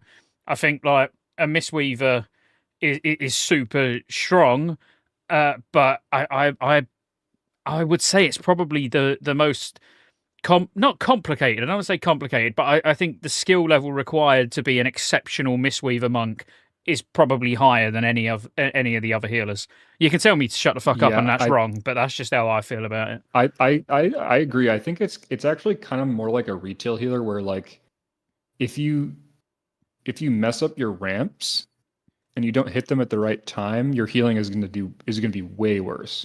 Mm-hmm. So like basically, if you don't press your Thunder Focus Tea at the right time, and if you aren't consistent with getting your Renewing Mists out there, and you don't refresh them at the right time and use your uplifts at the right time, your healing will suffer a lot. Whereas so even though you can do really good HPS if a really skilled player is on the spec, like a druid or a shaman, like all they have to do their big AoE burst is just like, you press Healing Tide and you go AFK, or you press Chain Heal a couple times, now you're burst healing. Like, whereas for Monk, in order to burst heal, you have to do all this setup, and you have to be like aware of when the damage is coming, like 20 seconds beforehand, and then prepare. Whereas a lot of the other specs, like for a druid, if something bad happens, you just press your mushroom and you lay on hands the whole raid, and it's like, oh well, one global. Whereas if a monk, if you kind of like, if you're doing the wrong things at the wrong time, you're going to be a lot less useful. But if you do all the right things at the right time, you can do pretty good damage and also very good healing numbers, which is nice. If a healer brings a lot of damage, it just helps them a lot in terms of viability. So like Disc Priest and Monk are the two big healers that do a lot of damage, and that really helps them like justify being brought, which is really nice. Yeah, I think the way I normally, if anyone asks, like when I'm streaming or whatever, and says like, should I play a Mistweaver Monk? The way I always explain a Mistweaver Monk is, it won't do. It's not going to do the best single target healing. It's not going to do the best AoE healing. It's not going to do the best damage, but it does everything. It does all of that at, let's say, 90%. So you can get a little bit more out of each one of those sort of. You'd get a bit more damage if single target. If you had a Disc Priest, you'd get a bit more single target healing. If you had even a Holy Pally or AoE healing, you'd probably get a little bit more just raw HPS output when you're all stacked as a Resto Druid. But if you want to be able to do everything pretty well, like a Mistweaver's a good choice. The only thing they're exceptional at compared to every other healer, in my opinion, is you haven't got that reliance on being stacked. Like you can, if you can play properly and you're actually, managing your renewing mists properly, managing your thunder focus tea properly, managing your chi properly. Like, I absolutely, I use Garrelon as an example because it's one of the fights in the first tier where it's the most noticeable. But like, I shit on Resto Shamans as a Mistweaver, like 100%, because everyone's moving around. Garrelon's having to run around the room. Like a Resto Shaman will be spending more time moving their healing rain around than doing anything else. Whereas a Mistweaver, you're literally just healing exactly the same as you would on any other fight, but you're healing everybody in the raid. It's I love it. Not only do you not need range, you don't even need LOS. Yeah, as long as you have a renewing mist on somebody, you can heal them around a pillar in PvP. You can heal them if they're, infinite range. Like it does have a lot of resilience in that way, where it can kind of do its healing no matter what's happening, which is nice to have. Yeah, and obviously revival. We touched on revival earlier, but being able to, heal like an uncapped heal, even though it's not the most powerful in terms of how much it does, but it does heal absolutely everyone. The only and the AoE dispel is also nice niche stuff you can do there with the dispel. So I was going to touch on that because I can't think of any fight on the top of my head where you're actually trolling by using it. But in retail, you can actually you can pick a talent, can't you, that removes that. That removes the dispel. They might they might add that in. You never know. That's like a little glyph thing they could potentially add as a minor glyph. Yeah, it would be nice as a minor glyph, just as the option, because I must admit I do like that option in retail, and I can't even remember in the first tier of Siege of Orgrimmar and Nerebar Palace, there was a fight where you couldn't dispel. I don't know if you can remember what fight it was, Chunk, but it was the second last boss. Council fight. The council, Silken Court. That's the one. Yeah, and I had to make sure that I had the other version where it don't dispel on there. Yeah, I would just do raid damage when you dispelled someone. So if you dispelled them all at the same time, you just killed everyone. Yeah. I enjoyed trolling with it, but actually, if we wanted to kill the boss. Cool. And Mistweaver, I mean, in general, I love it. Like, I'm never going to say anything bad about any monk spec, but I do think you've got to be realistic. They can do. They're a good jack of all trades. Like I said, single target healing's great, AoE healing's great. It's great that you can do good damage. AoE damage is mental. Like Mistweaver is the best healer in dungeons. Not necessarily challenge modes, but the best in just dungeons, because you can literally top damage as the healer, and you're just DPSing the whole way through it, and your HPS is just like so good because you're doing big pulls. So like Russian Jade wins doing so much healing. All round a great healer, but at the same time, there is no reason to stack Mistweaver monks like there is to stack Disc Priests, Resto Shamans. I don't think you're going to see a massive demand for Mistweavers, if I'm completely honest. I think they're great, but, if we're talking like meta comps and shit, I don't think you're going to get many groups that are like, oh man, we need a Mistweaver in this group. Yeah, I mean, the meta comp is probably going to be kind of class stacked, and it's not going to the classes that they're going to be stacking are not Mistweaver. But as I said before, I know this is just kind of like an annoying thing to keep repeating over and over, but player skill matters a huge amount in MoP. The healers are a little bit more complicated. There's more stuff going on in the raid encounters in terms of mechanics. And so for like 99% of guilds where you don't have access to like equally skilled players on every spec, if somebody is a really good Mistweaver, or if somebody good really wants to play Mistweaver, you're better off letting them play the spec that they're good at, or inviting a player who's good on a spec that's suboptimal than trying to meta comp and having less good players. So for most guilds, having a Mistweaver who's good is going to be really nice, and really it's going to make your raid a lot easier. So Yeah, obviously it's just human nature that people like copying the meta thing. So it's kind of pointless to even mention it.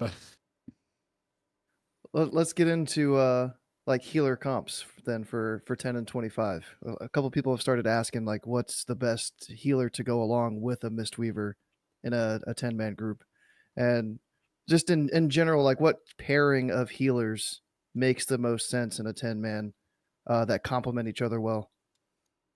All right, yeah, we'll start with 10-man. Chunk, do you want to you start us off? What your opinions are? Because I can't imagine either of us three are going to say anything different, because I genuinely think there really is one clear winner. But well, yeah, I mean, the industry standard for 10-man would typically be the disc resto shaman, but like obviously it's bring the player, not the class. But if you can bring the best player on the best class, then you would obviously want to do that. Because like I feel like I've done the raids on a few different healers, and I could do them on any healer. But this priest would be my favorite, or my best, and it's just really, really strong. Yeah, I think Disc is actually in some ways more core than Resto Shaman, but maybe I'm crazy saying that. I don't know. I think I would say the same. The damage is just so nice. Also, like the way 10-man is tuned, a lot of fights that it's either like there's not really quite enough healing for 2 healers to be fully blasting, or there's too much where you kind of need 3. And Disc Priest is really good at being able to, if you don't need all the HPS, you can do more damage. And if you need more HPS, you can always like do more healing. And so it's really nice for 10-man to have that option, just because your healer damage is a bigger part of the damage overall.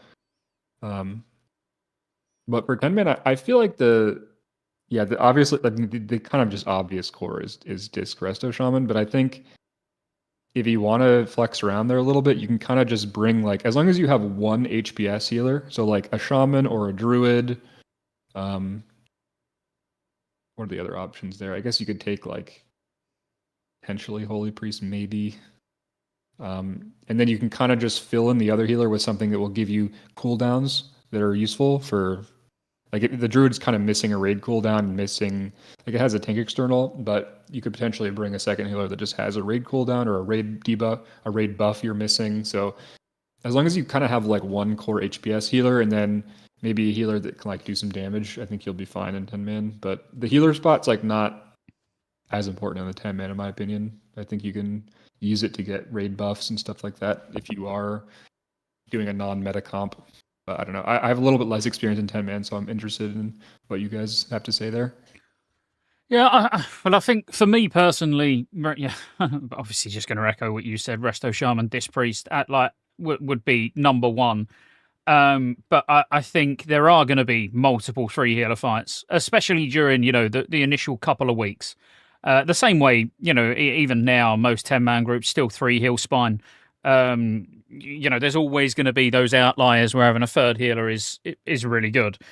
I personally really like having, in my ideal comp going into MoP, I'd like a Resto Shaman, a Disc Priest, and a Mistweaver Monk in the same 10-man, with them all being quite flexible. I think that's the dream for me personally. So you'd have the Mistweaver Monk that is also a very good Windwalker. You'd have the Disc Priest who is also a very good Shadow Priest, and then a Resto Shaman that's a very good Elemental Shaman. because then you can cover everything. So where like raid cooldowns on like the first boss, Stone Guard, use Stone Guard. If you're using a one tank strat, you need a decent amount of raid cooldowns to be able to get through every explosion. So even a Resto Shaman, it only brings 10% from Spirit Link. It don't bring anything else. So you'd like definitely want a barrier there. So the Disc Priest would be more important. So you're still probably going to 2 heal it, but at which point you could have the Resto Shaman actually go Ellie in that case and run Mistweaver that is going to be much more effective at healing people that are running. I appreciate people that are listening might not know what I'm talking about in like actual boss mechanics, but basically you're going to have dedicated people that are having to paint a floor, essentially. They run over to a crystal and have to light tiles up on the floor. So there's always people like out of the stack, and then everybody will stack for when the bosses are about to do a big explosion and you use raid cooldowns. Now you don't have to do the fight that way. That's like kind of the cheesy way to do it. Like really you should be having the bosses split up and only one ever explodes at a time, but no one's ever going to end up doing it like that, especially after a couple of weeks. At which point, if you've got that flexibility where you've got those 3 healers to choose from, in that one situation, the Resto Shaman is probably weaker than the other 2. Whereas when you then like go on to Spirit Kings, where a large amount of the time is actually stacked healing, you might want to run the Resto Shaman and the Disc Priest, and then the Mistweaver goes Windwalker. I think in a 10-man in MOP, all the fights are so wildly different that my preference would be to have that option. Of having, you could run a rep pally, even a rep pally, instead of, if you didn't want to say Mistweaver and you wanted a rep pally, because then, you've not got as many people on the same gear. But then again, if you haven't got a boomy or something anyway, like the Mistweaver gear would essentially be being wasted. So again, if you was to think about loot distribution, a Mistweaver still probably fits better. But I wouldn't want to, I wouldn't want to do 10-man heroic week 1 without a Disc Priest, 100%. Resto Shaman, I do think you could flex that a little bit, as in like you guys have said, you could put a Resto Druid there, you could put a Holy Pally there, put whatever there. But I think barrier is really important on multiple fights where you're just going to want it, even more so than Spirit Shell. I think having options and having access to 3 different kinds of healers is going to be massively important. Again, that's not if you're just taking it casual, you're slowly progressing through the content, like, cool, basically run whatever you want, because, gear's going to fill in those gaps over the weeks.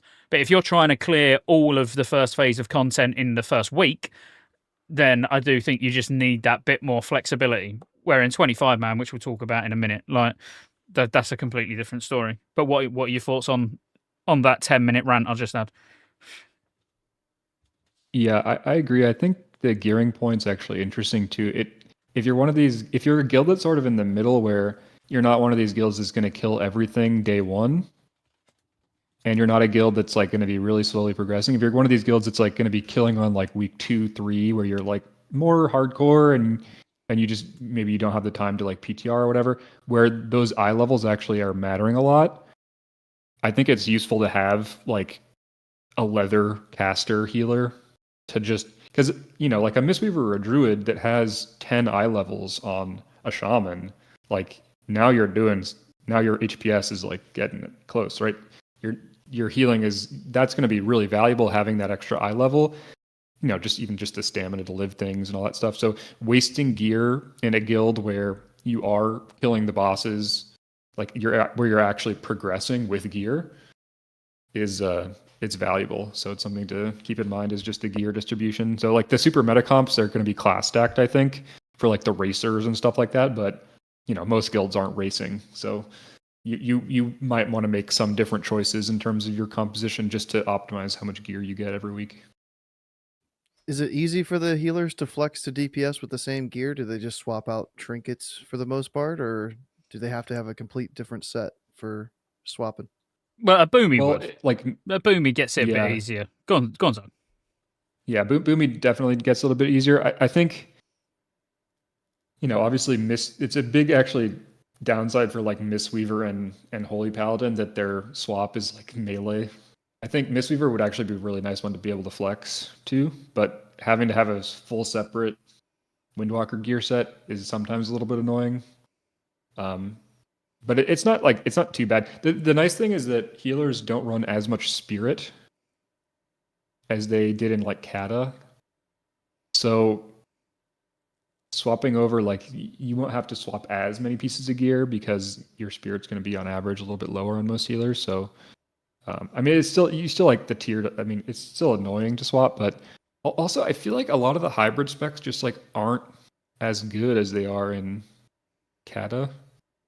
Maybe I'm crazy that like Boomy is like not the greatest.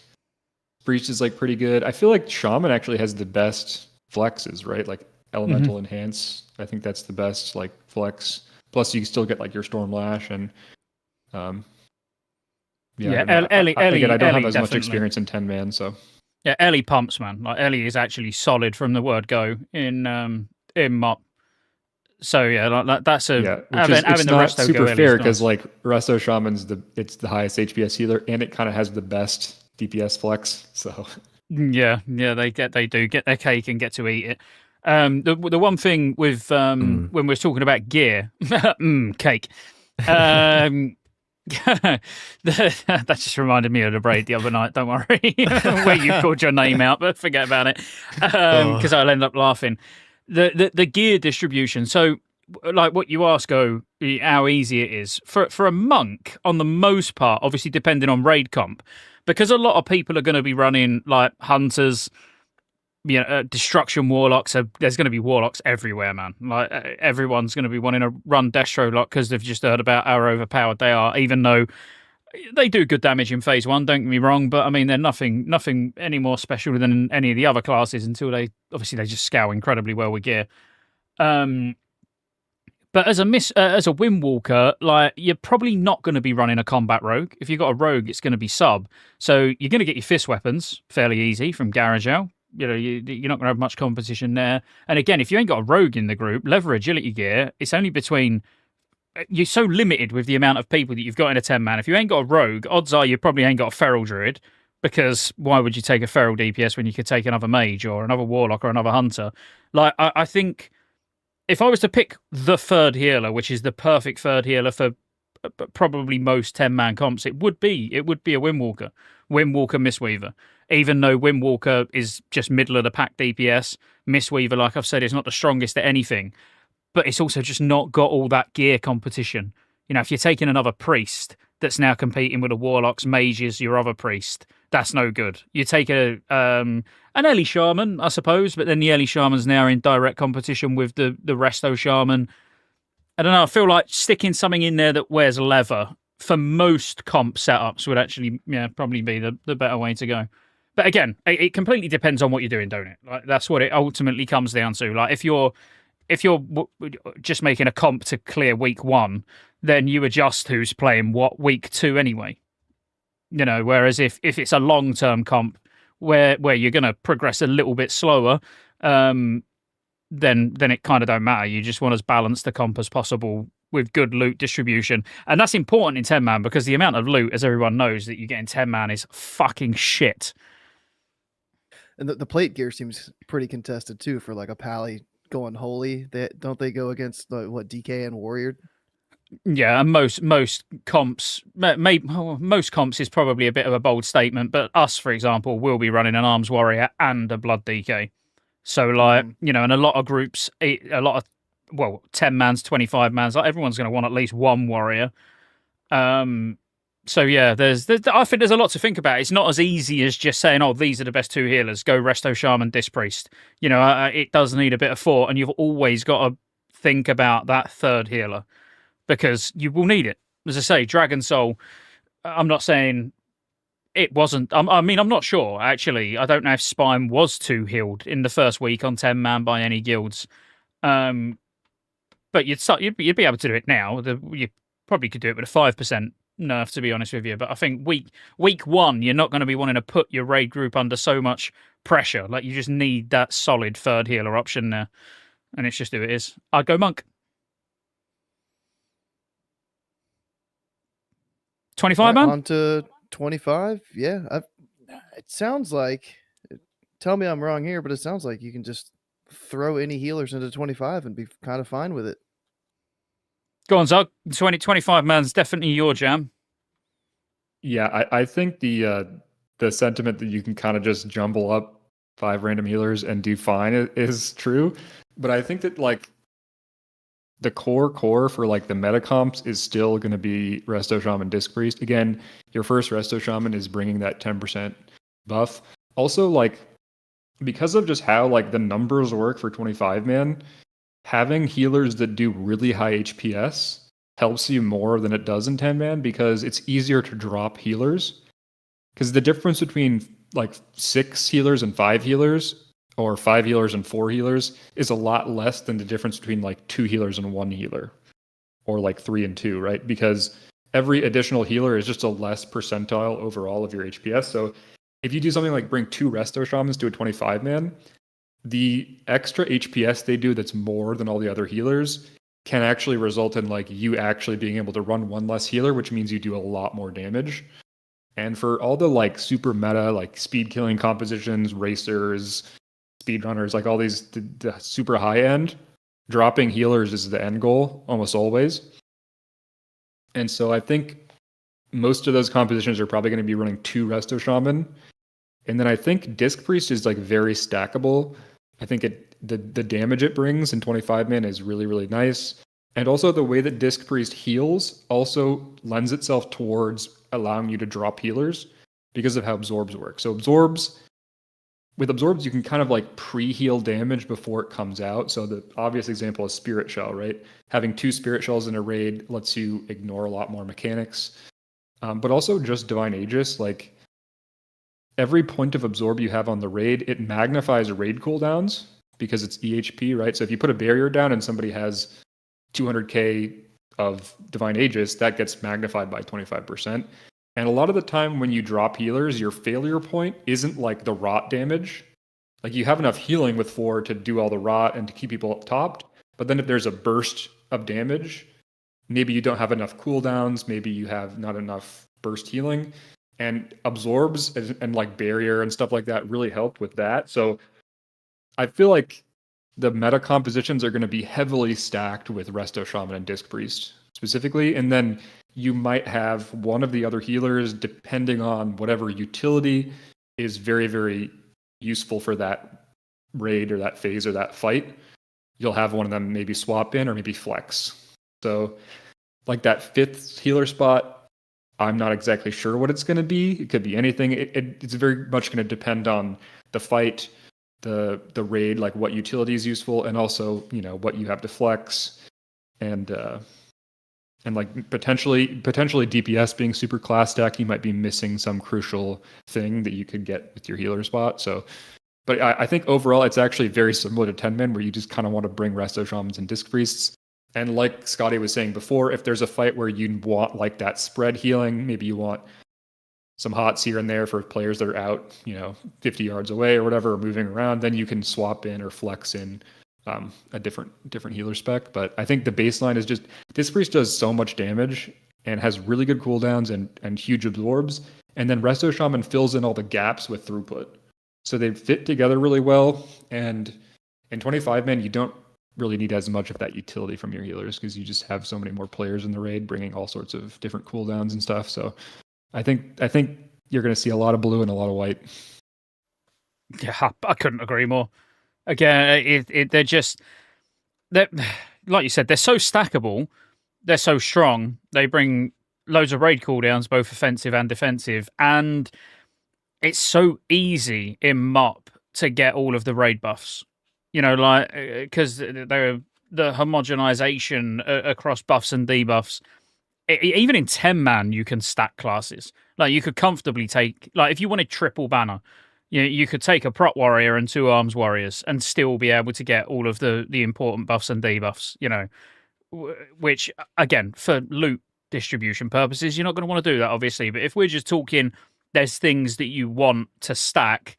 Like you could, but even going back to 10 man, if you wanted to run double Resto Shaman, I'm not saying it would be optimal, but if you wanted double Stormlash for some reason, like you could do it. And obviously that gets amplified massively in 25 man when you can put 5 people in a group, which brings all of the raid buffs and debuffs, and now you've got 20 slots to play with. It's like, well, Yeah, you're and just like then going to take the most damage, the most healing. it's not just the raid buffs too, it's all the utility stuff. So like in previous expansions, you kind of needed like, like on Lich King 0%, you need a cooldown for every infest. So you need, and like there's not that many classes that have a cooldown that works on infest. So you just kind of need like, there's your slots of all your paladins, right? And like the way that it works in MoP, there's not as much uniqueness to each kind of utility, right? So like a raid DR cooldown, like, well, maybe you don't have your aura mastery from your paladin, but you can use a smoke bomb. Like if the raid stack, hey, smoke bomb, that's a big DR. Like your banners are 10%, but it's not like as good, but it's pretty good. Like so there's all these little things you can kind of swap in and out, and you don't lose as much from like class stacking on healers either. And even externals, like every paladin you bring that's not a holy paladin still has double hand sack. And you can just glyph it, and then you have like crazy tank external on like a ret pally. Or even a prop pally can give it to the other tank, right? So like there's just not as there's way less pressure on DPS and healers to bring like the specific utility that they do bring. For the most part. So I think you will see a lot more stacking in both DPS and healers, even than previous raids. Yeah, definitely more at the high end as well. I suppose we should at least put people's mind at rest. Yeah. Like the good thing about MoP is like all of the there isn't a class that's not viable. Like every class has got at least one spec that's really good. So like top end you're going to see. We're talking people going for world first. They're definitely going to be stacking shaman, stacking priest, stacking warriors. But I think like. If you've got a solid comp in Dragon Soul now where you're clearing Dragon Soul heroic, like you probably don't need to change anything. That's how I see it. You Like could one-to-one just translate that directly into MoP and be 100% fine. Like we're talking about we're talking about like the top 0.1%, but I think the actual like gap between the bottom and the top spec is like a lot smaller in MoP overall, like on average. So like playing non-meta is not that punishing. So, and that's the thing too with how all the utility is like not as unique.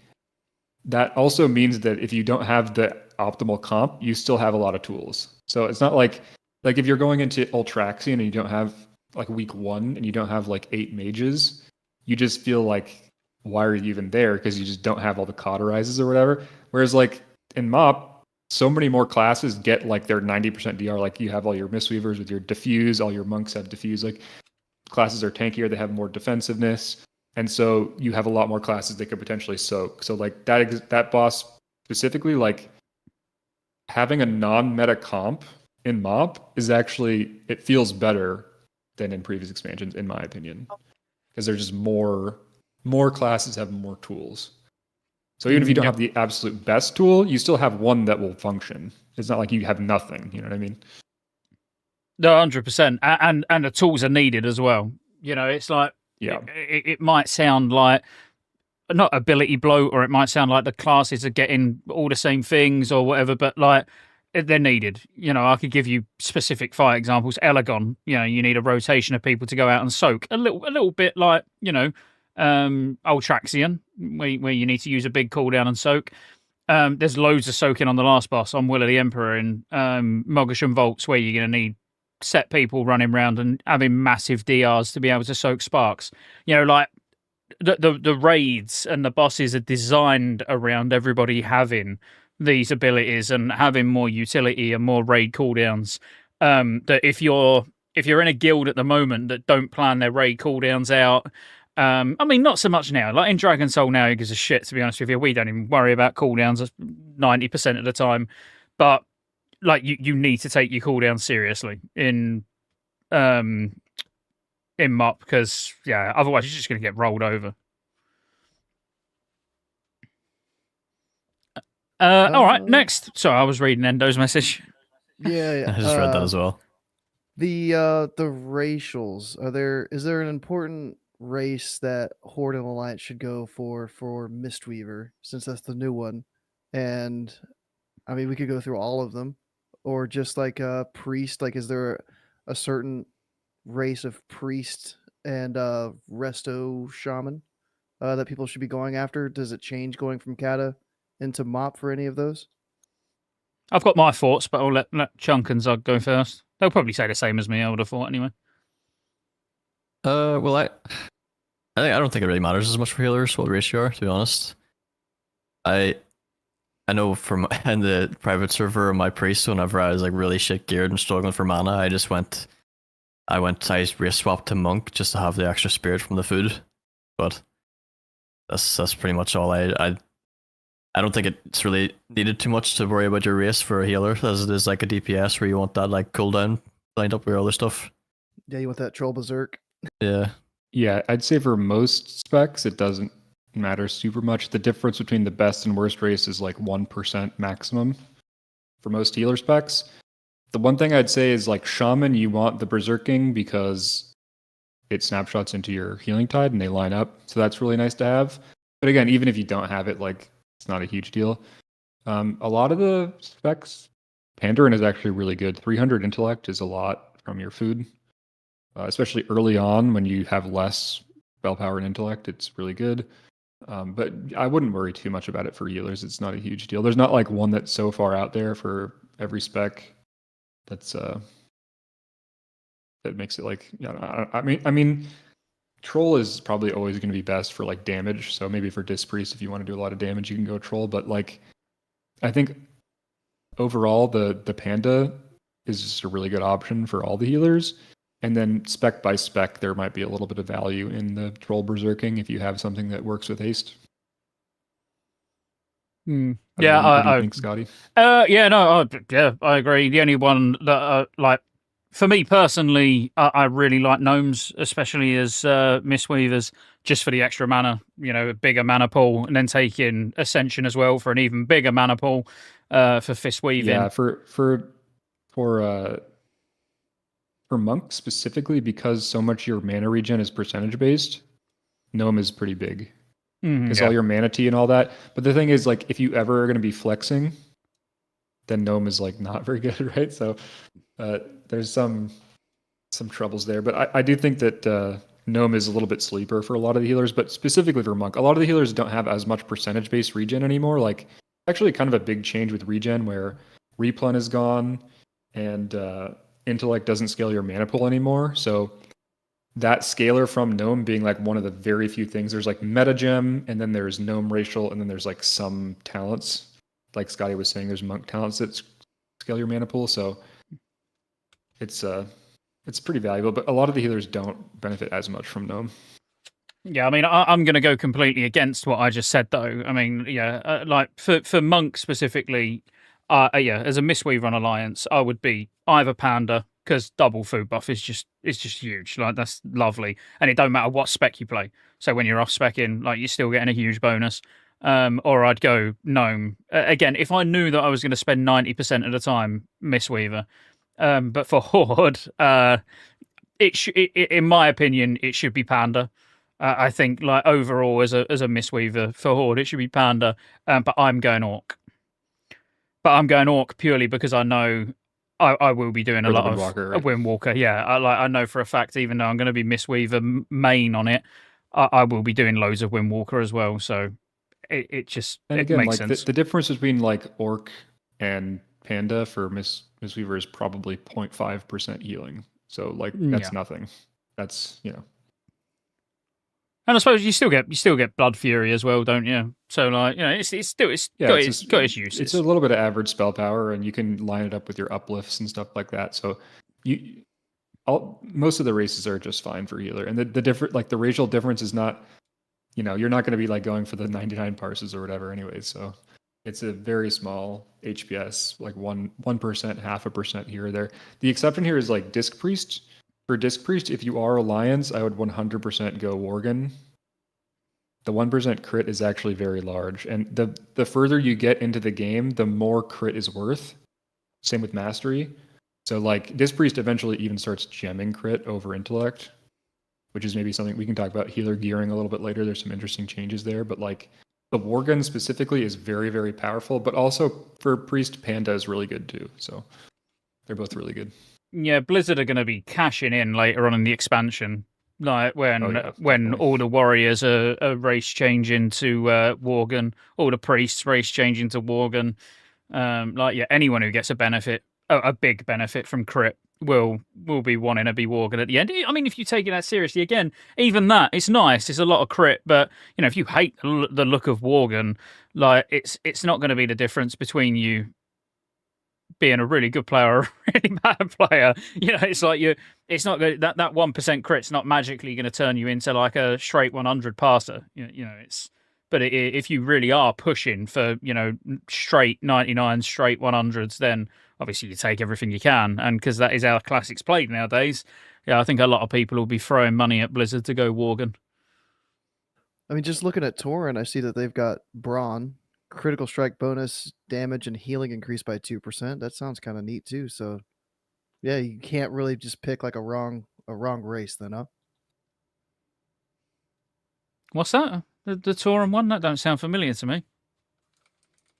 I might be looking at a wrong thing here, but Brawn, critical strike bonus, damage, and healing increased by 2%.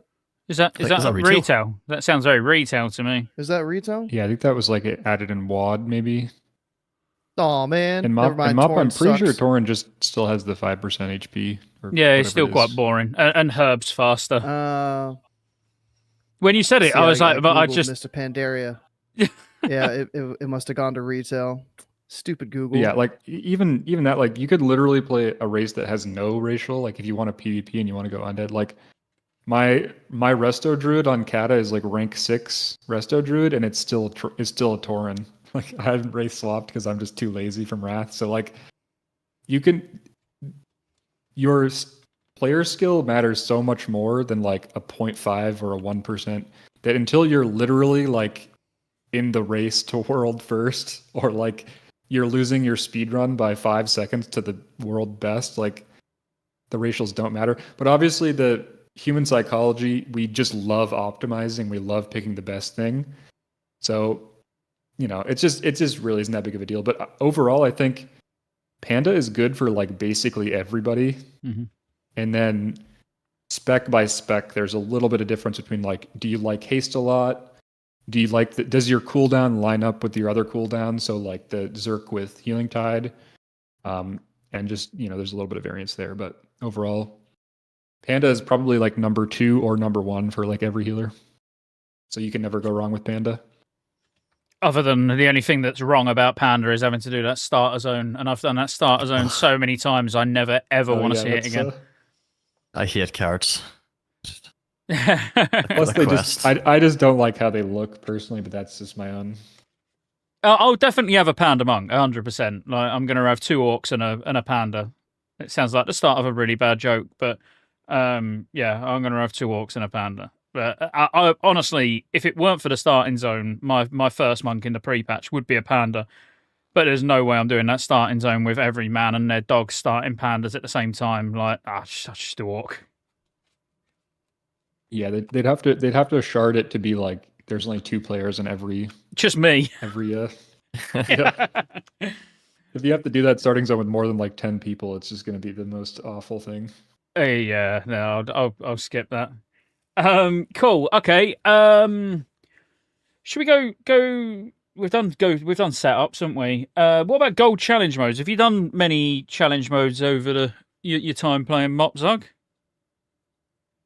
I've done a little bit here and there. I haven't really focused on it too hard ever, honestly. The thing with healing challenge modes is that I think if you really want to be pushing like the super top times, you kind of like aren't going to be running a healer on a lot of them.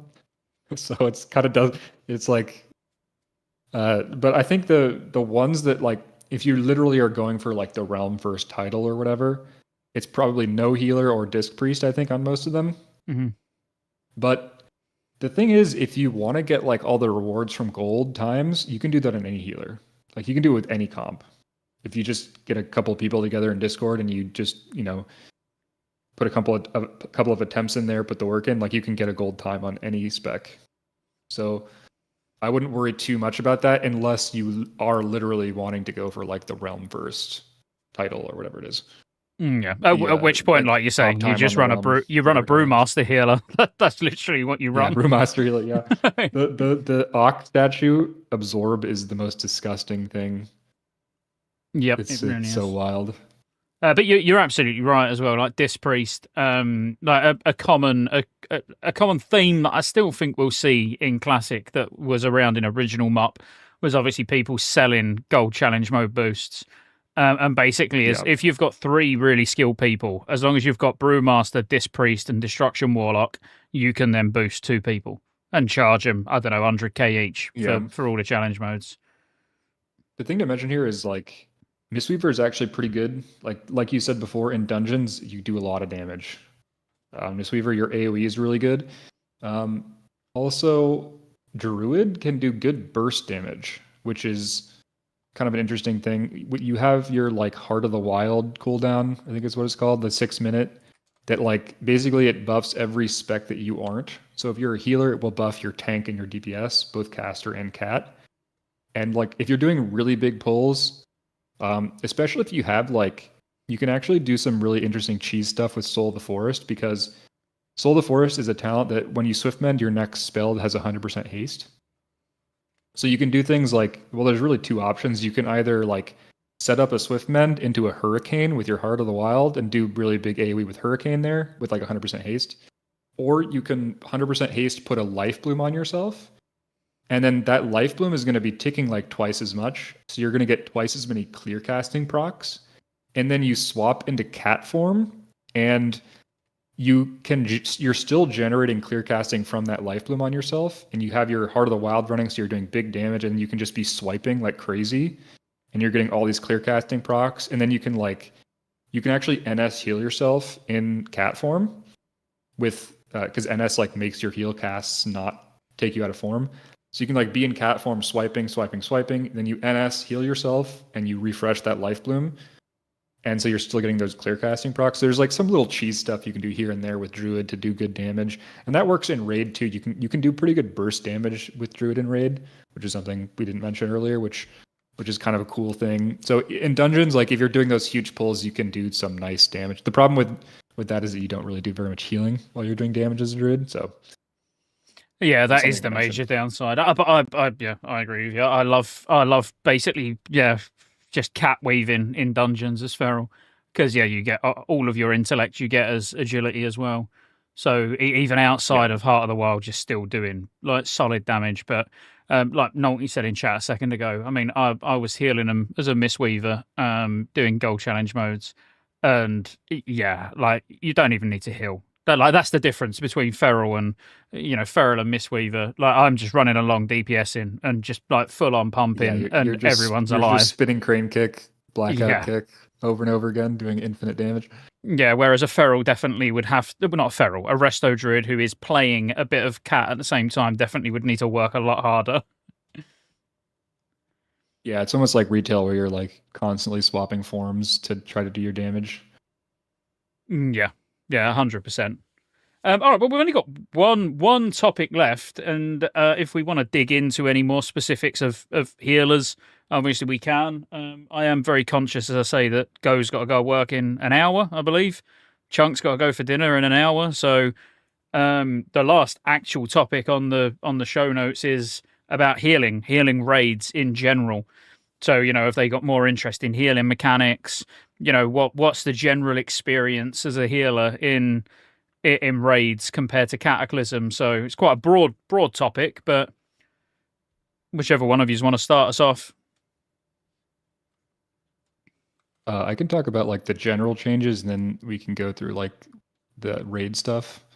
Yeah, let's do it. Generally speaking, I think if you've played a healer from like vanilla through Cataclysm, there's definitely like a power progression thing where like in vanilla you're super weak at the beginning, and then throughout the expansions you kind of get more and more tools, you get more and more cooldowns.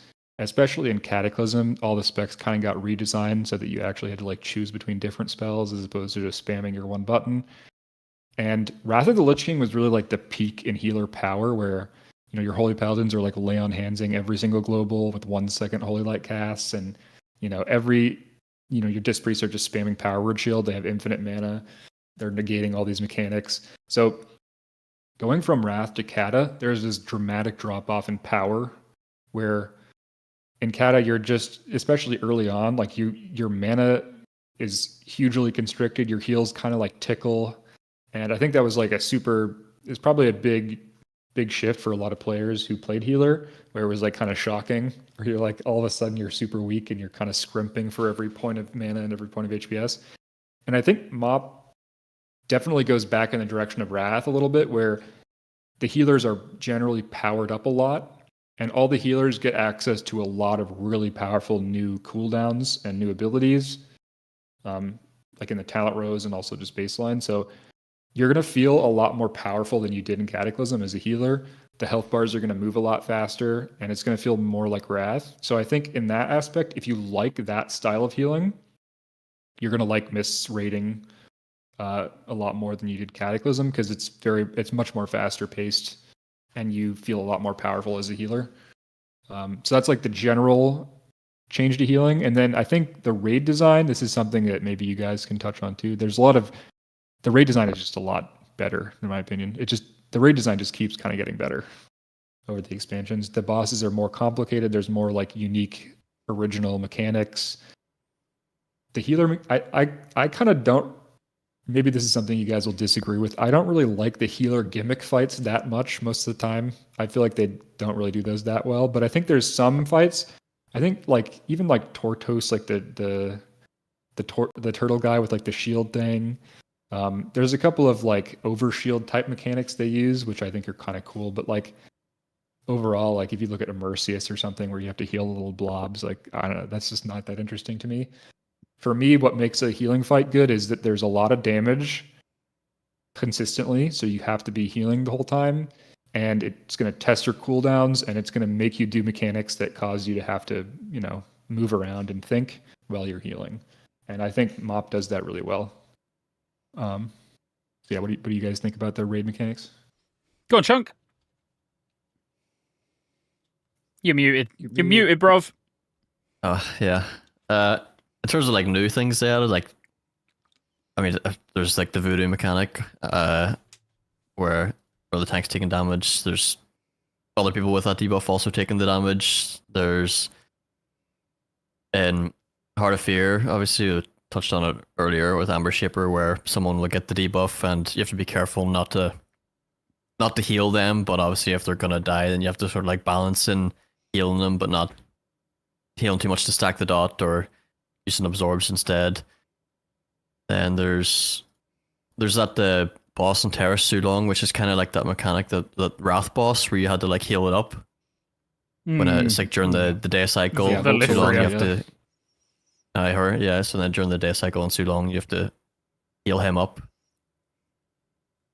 which it could be like a boss. Maybe you would take a different healer, because you'd maybe want Disc, but Disc isn't very great at just targeting a boss you're and healing gonna swap it. to Holy there for Guardian Spirit, because Guardian Spirit's actually buffed to 60% increased healing, which is just wild. Like everyone did on Voliphria, to be fair. It is like a carbon same copy. Thing as Voliphria.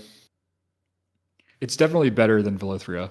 That's what I'll say. Yeah, I don't usually like the healing random adds gimmick, but Sulong is definitely way more fun than Voliphria. It's like actually a real fight. Yeah. Yeah, I feel like they kind of like I reckon when Blizzard was designing Mop originally, like they saw the sort of maybe negative impact of Cataclysm and maybe the common complaints, and overall they went back to a very Wrath of the Lich King design. And I've said that when people have asked about the heroic dungeons, something really simple. They've gone back to the more heroic dungeon style as well, where you just run through and cleave everything down. There's not really much difficulty there at all. It's fast. There's not as much trash, and the healing is the same, where you press a heal and you really feel like it's actually doing some healing, whereas when you compare it to, not even Kata's a lot better now, like, well, not better, but Kata's a lot closer to what Wrath healing was all the way through Wrath. Since we've actually got like a decent amount of stats and decent, much higher item level and everything. So when you do a heal now, it is a lot more noticeable. But back in the first tier of content in Kata, like you're trying to top a tank off. You couldn't fall behind. You was a lot more proactive healing, making sure that everyone was topped, like and good use of cooldowns. Whereas Mop it's just a lot more fast paced. It's a lot more. It's a lot closer to. I don't like comparing classic to retail because it makes people angry, but it is closer to retail healing than it is to Cataclysm healing, in my opinion. It's you're pressing a lot more buttons. Your heals feel like they're topping people off, but then obviously the caveat to that is the raid damage is a lot higher. The people are just taking a lot of damage all over the place, and obviously everyone's on an even kill as well from one healer to the next because you've all outside of metagems, certain talents, everyone's got the same amount of mana. So it's not even like you can spam more as you get better gear. You're going to get better, like higher spirit, so you get better regen naturally, but you're not actually going to get better gear, which means you're going to have more mana, which means you can press more spells because your mana pool is going to stay the same. It's just your regen that's going to change, but I love it. I love the healing, but I like healing in Kata, but I don't think you can even compare Kata healing to Mop healing. I just think it's wildly different. And the raids, like we spoke about all of the different cooldowns that classes get and utility that classes get, and you can't just go into a raid on heroic in Mr. Pandaria and out heal all the damage. As strange as that sounds, that's not the way the raids are actually designed. They're designed with all of the utility that we've got in mind. So while the healing's fun, like cooldown management is still going to be a very big part of healing in Mop, in my opinion. What do you think about the like healer specific mechanics in the raids? You think that they're like better or worse than the previous? I think they're overall pretty good. Yeah, I mean, Immersius is, like you say, I don't like any gimmicky fights like that that revolve around healing. I didn't mind Voliphria back in Wrath of the Lich King, so Sulong's no problem. Even though, Sulong is still a little bit more interesting because it's got multiple phases and more mechanics going on. But yeah, I think overall as a healer, all the fights are quite fun. They're all really different. As in, like, from one raid to the next, as in going from MSV to going to Heart of Fear, they're completely different style bosses that require you to do completely, different things as a healer. But they definitely got very creative with the boss design and Mop. Yeah, I mean, there's certain mechanics I like. Just using what Chunk said about on Amber Shaper, there's certain mechanics I don't like. As in, it feels unnatural to me as a healer to see someone's health going low because they've got a dot on them and not healing them. And as long as it's actually implemented it's almost properly, like TOGC, right? Yeah. And I hated that. I hated Leeching Swarm on Anobarak or whatever big beetle it was. But I hope it's designed properly or implemented properly into Classic, not like it is on private servers. Like you don't want to have to worry about stopping atonement healing in case it heals them. You don't want, like passive, while they've got the debuff on them, yes, they should stand out so they're not in healing rain or anything like that. But like just random smart heals shouldn't target someone that's focused by it. That they're more my gripes when it's cool. I have a healing mechanic in there like that where like direct heals, but at least implement it properly where you don't need to almost stop doing what you're doing completely. An example, if we was to use sort of now current tier, would be Yorsaj as a Disc Priest not being able to Holy Fire and having to stop using Atonement. Like anywhere where you almost have to stop how you would normally do things, it is what I don't enjoy personally. So, but as long as they're put in properly, then it's cool. And in Mop in general, as a healer, it is a really good time. Like every raid, as I say, feels unique. And what everyone's got to remember is that as I'm not saying the first tier of content's bad by any stretch of the imagination. I hate Heart of Fear. I love Moggish and Volts. I love Terrace. But every tier gets better. Literally, Throne of Thunder gets better. And then it's Siege of Orgrimmar even better, or at least on par. But, all of the future raid tiers, just the quality and the enjoyment value gets higher. Whereas for me, Kata was the complete opposite. The first tier of content in Kata, for me personally, is still the best tier. And I don't even want to talk about Firelands. What a load of shit that was. Yeah, I agree about tier 11 being good. I also think that like it's nice that every phase is going to be super chunky. Like there's a whole bunch of bosses in phase 1, there's going to be a whole bunch of bosses in Throne of Thunder, and a whole bunch of bosses in Siege. Whereas like for a lot of these classic expansions, you kind of get 1 or 2 tiers that are just kind of like TOGC or Firelands or something, where you're kind of like, after a few weeks, maybe, speed this one up a little bit. I think with MOP, every phase is going to be like, you're going to have a lot of bosses to sink your teeth into, which is nice. Yeah, I agree. That's the biggest. Even though I've enjoyed Cataclysm a lot, like a lot more than I actually expected. But the big downside of Cataclysm is that there was only 3 raid tiers, and 2 of them were super short. With like 7 bosses in one and 8 in the other. Like we're going to get one tier where it's got the same amount of bosses as 2 raid tiers in Cataclysm. Like, it's crazy. But really, like the raiding in MOP's top tier. I would say the only thing that comes close to it is WOD. Because I still think like the WOD raiding was so good. Well, there was a hot topic recently about people asking Blizzard to remove the whole pre-pull stuff that a lot of classics can do as far as DPS. Is there stuff like that for healers as well, where you need a 45-second pull timer in order to swap gear off to snapshot mastery somehow or something like that? And is there old tier sets? I think I might have heard this on your stream the other day, Scott, that people might be bringing from Cata and use in MOP. I mean, Resto Shaman for sure, yeah.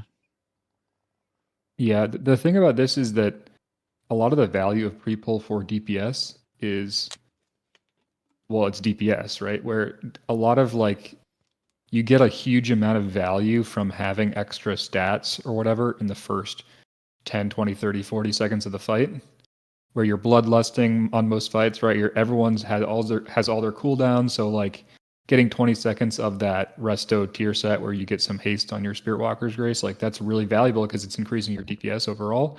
Whereas for a healer, it's very unusual that you're going to have crazy burst damage in the first 20 seconds of the fight, right? So the pre-pull is just less valuable on healers, so it's less figured out.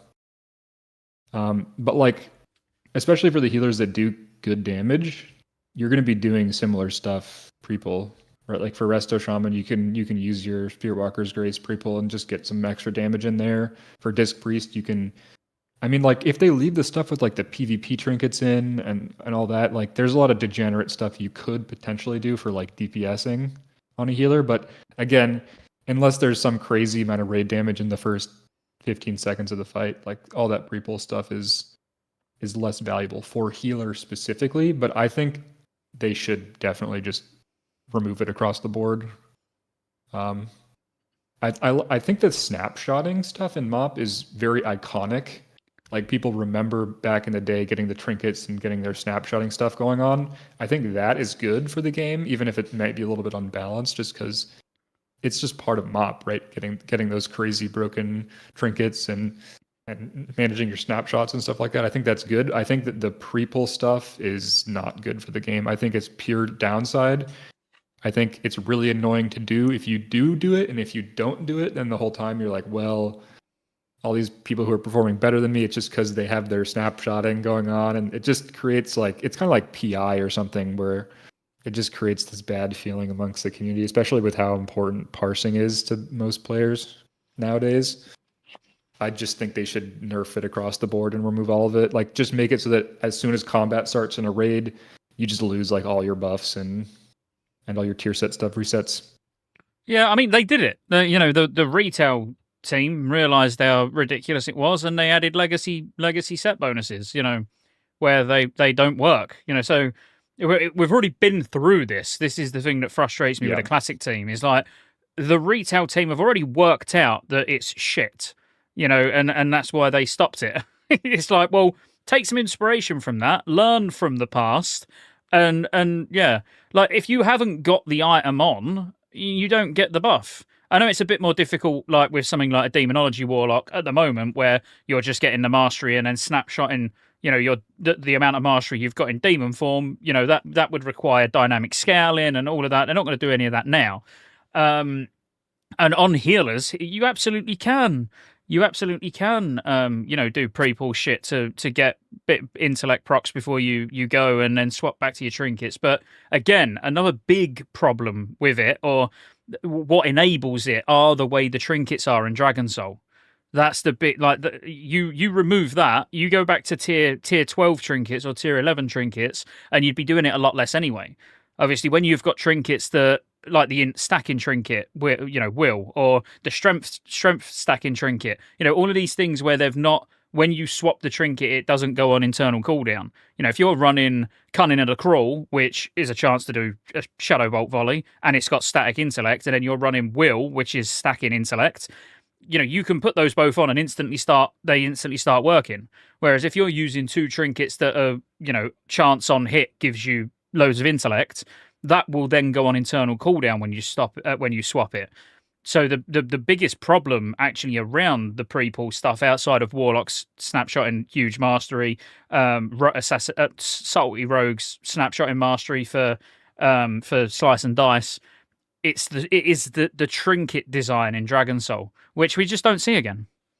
Like, in MOP, like, the trinkets are fucking crazy in Siege of Orgrimmar, don't get me wrong, where they can, like, multi-strike and cleave, but they've also got that equip bonus where it gives you a huge amount of strength or a huge amount of intellect, where you're not going to want that on cooldown when you pull the boss. So, that eliminates a big part of it instantly, which is kind of possibly why there was less of just like the raw stacking primary stats in MOP. So yeah, just stat stick trinkets or whatever. Yeah. Well, Scott, what was I thinking of about the? I don't know, mate, because I'm not a mind reader. You don't remember the tier sets from, I don't know if it was a Dragon Soul tier set for a certain healer. That for shaman, there's the restoration tier set gives you like 30% haste when you press your Spirit Walker's Grace, which is your like cast while moving thing. So you can put that on Spirit Walker's Grace before the pull and then swap your normal gear on, and you still have that haste. But again, like, it's just going to give you a little bit of extra damage on pull as a shaman. So it's not as big of a problem, in my opinion. If it was just like healer pre-pull stuff, I don't think it would really matter. It's mostly for the DPS. Also, the thing is like, this is literally a problem that Warcraft logs could just solve. Yeah.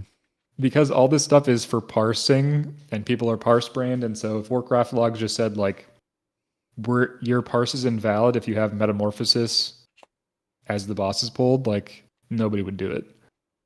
Oh yeah, even if Blizzard doesn't fix it, Warcraft logs could fix it. Yeah, and there's going to be a lot of abuse still if Blizzard don't change it. Because even things like the Tith-Tac or Tithak, whatever it's called, from Madness. Yeah, the haste weapon, obviously. I use that. I use the heroic version of it pre-pull. Like there's unless they change it so it only works below level 89 or whatever, you know what I mean? Like they physically change it so it doesn't work at level 90. We're all going to still be using that pre-pull as well, because why not? It's extra haste for the entire raid. Like why wouldn't you all be using it? So there's a lot of it will carry over. Like it'd be quite naive of any of us to think that all the pre-pull shit's going to be stopping in MOP. Some classes won't have the need to do it, and we won't have the trinkets that make it so easy to do. But Blizzard just needs to change it, man. Like that's it. They need to make it so most things do dynamically scale in MOP anyway. So like a Fire Ellie, Shaman won't be doing it instantly because Fire Ellie doesn't snapshot anyway. Like it just dynamically scales. Pets in general just dynamically scale with your stats. So straight away, Ellie Shaman don't need to do pre-pull shit outside of 4-set Resto and possibly the Madness weapon. But they just need to make it so if you haven't got the item equipped, you have not got the bonus. Like, it's as simple as that. If you've got 4-set Resto on and you pop Spirit Walker's Grace and then you swap set bonuses, the 30% haste goes. Like, done. Yeah. And there's that's not coming that from a many of shaman. these little things. You could even just do it like item by item, and there's only like a handful of these items that are actually need to be changed manually. So it's not a huge amount of work to do, and I think it would have a really big positive impact on just how players feel about, especially like players who care about parsing. Like, it's definitely a feel bad if you have to do all this annoying, and then and then if you pull accidentally pre-pull and somebody's in their set, you know, how many wipes have there been in Cataclysm to like, you know, a warlock in their mastery set, and they're stuck in it, and you have to wipe and start over. Oh, I've absolutely raged when we've had early pulls and I'm stuck in Resto gear. Like I've raged big time. Yeah, I was in a raid just last week where we pre-pulled on Ultraxian, and the rogue was in his mastery pre-pull set, and he just jumped off and AFK'd. Yeah. I don't blame him. I do the same. Yeah, exactly. Whenever we're just finished trash or something, and I'm not swapped to my mastery set, and someone sticks up a fucking 15-second pull timer, I'm just like, nah, I'm out of here. Half-stone instantly. Yeah. All right. What else? I feel like a broken record every expansion asking a lot of the same questions, like are there any important professions, or are professions kind of like the races where you can't really pick like a bad profession? Everything at this point of classic, they pretty much give the same amount of stats, but maybe there's one profession for healers that gives you a little bit of extra bonus, another 0.25% bonus healing or something like that. Well, let Zug What I take it would because I'm say just going to AFK for a sec. Yeah, what I would say for professions is it's pretty much identical to Cataclysm, where every like main profession will give you just 300 main stat or whatever it is, 320. It's like the same flat amount of main stat pretty much. The thing is, with gems changing, gems now will give you like double the amount of secondary stat. So a gem will give you like 160 intellect or 320 like crit, haste, mastery. So a lot of specs will actually start gemming for secondary stats instead of main stat. And what that means is that blacksmithing and jewel crafting gain some, I guess, well, not really jewel craft, blacksmithing mostly, those 2 extra sockets. If you do want to like gem crit or something, you can get a tiny bit of value, but it's really not, it's, you know, a tiny percentile over a main stat profession. The one thing I'll mention here for healers is that the gathering professions are better. They're not that bad. Like the crit from skinning is pretty good for priest, and it's decent for the other specs too. The herbalism haste on use is like not terrible. So especially if you're going into MOP and you haven't been playing for classic for a long time, you don't have like a bunch of gold stacked up, it's totally fine to just go like some gathering professions and you won't be losing as much. And the gold in Mists of Pandaria, especially on launch, is going to be really valuable. So if you do have to like shift your professions around to make gold at the beginning, that's probably going to give you more value than the little bit of extra main stat you get from a main profession, especially if you don't want to like swipe or like get into a GDP or something to get gold. Because like the stuff you can buy on launch with gold is going to be really, really valuable. Also for healers, I think alchemy is a really good option just because the alchemy stone is good, especially if you don't have the gold to buy like the Darkmoon card or whatever. You can run alch stone in your week 1 and just be just fine. And it's also good for challenge modes, assuming they don't change anything with that. Also, like again, so for if you want like if you don't have gold and you still want to get some nice benefit from your professions, you can go like herbalism, alchemy, or even like skinning alch, and you won't be losing too much. And then later on, you can swap to another main profession. I think engineering is still really good. It's still probably like everybody who's like meta chasing is just going to be NG plus X. Even though all the specs get a lot more mobility options, it's still nice to have the nitro boots. Also, just the gloves on use is really nice. You can stack it with other cooldowns and stuff. So it's probably for meta, it's going to be like NG blacksmithing or NG any main stat profession. And then, but again, for if you need the gold, go a gold profession and you won't be losing too much. What are your plans on in actual MOP? Like what professions are you going to go, Zug? I'm probably going to be NG Alchemy on like every healer. Just because I want to have access to the Alchemy Stone. Also, the Living Steel transmute is good gold. So Yeah. it's nice to have. And then probably for like, at least for the Disc Priest, later on I'm going to be swapping to Blacksmithing. Because you do want to be using those like crit gems. What about you, Chunk? What's your priest going to be? My priest, because I'm not really fussed too much about the professions, but at the start it's going to be Inscription Alchemy, just because, you know, it's good professions, but then you also get the living or the steel craft and the for Darkwind cards. But then probably later on the expansion, I think it's like around like 505-ish item level when your spell power is at a certain point, then you start gemming the straight secondary stat gems where you probably could swap to Blacksmithing, as Zug said, for your just big crit ones on disc. Yeah, I think for healers, definitely professions in general are a lot less. Yeah, unless you are going for secondary stats, obviously. But in general, yeah, they're you haven't got to worry about them. I mean, I say the same even for DPS. Like, the gain is so small. It's again like when we were talking about racials earlier. You know, like, you haven't got to go the absolute best professions unless you're, you know, literally pushing for rank ones. Like, if you're generally passing somewhere between 70, 85, you know, that sort of bracket, you know, changing your profession is not going to get you 100 passes. You know, it's the gain is still rather small. But me personally, it's that small that then again, I am going to change mine twice, but I'm going in with Herbalism Inscription on my main monk. But that's purely until my gathering character is then going to be 90. And then I'll probably be inscription engineering for a while. Because again, inscription, the big shoulder enchant, you know, it's still the primary stat gain is pretty much the same as every other profession, so it just don't really matter. But I can't play a class in raids without engineering. Well, if I end up going Resto, I'll probably still have tailoring, and having that random proc.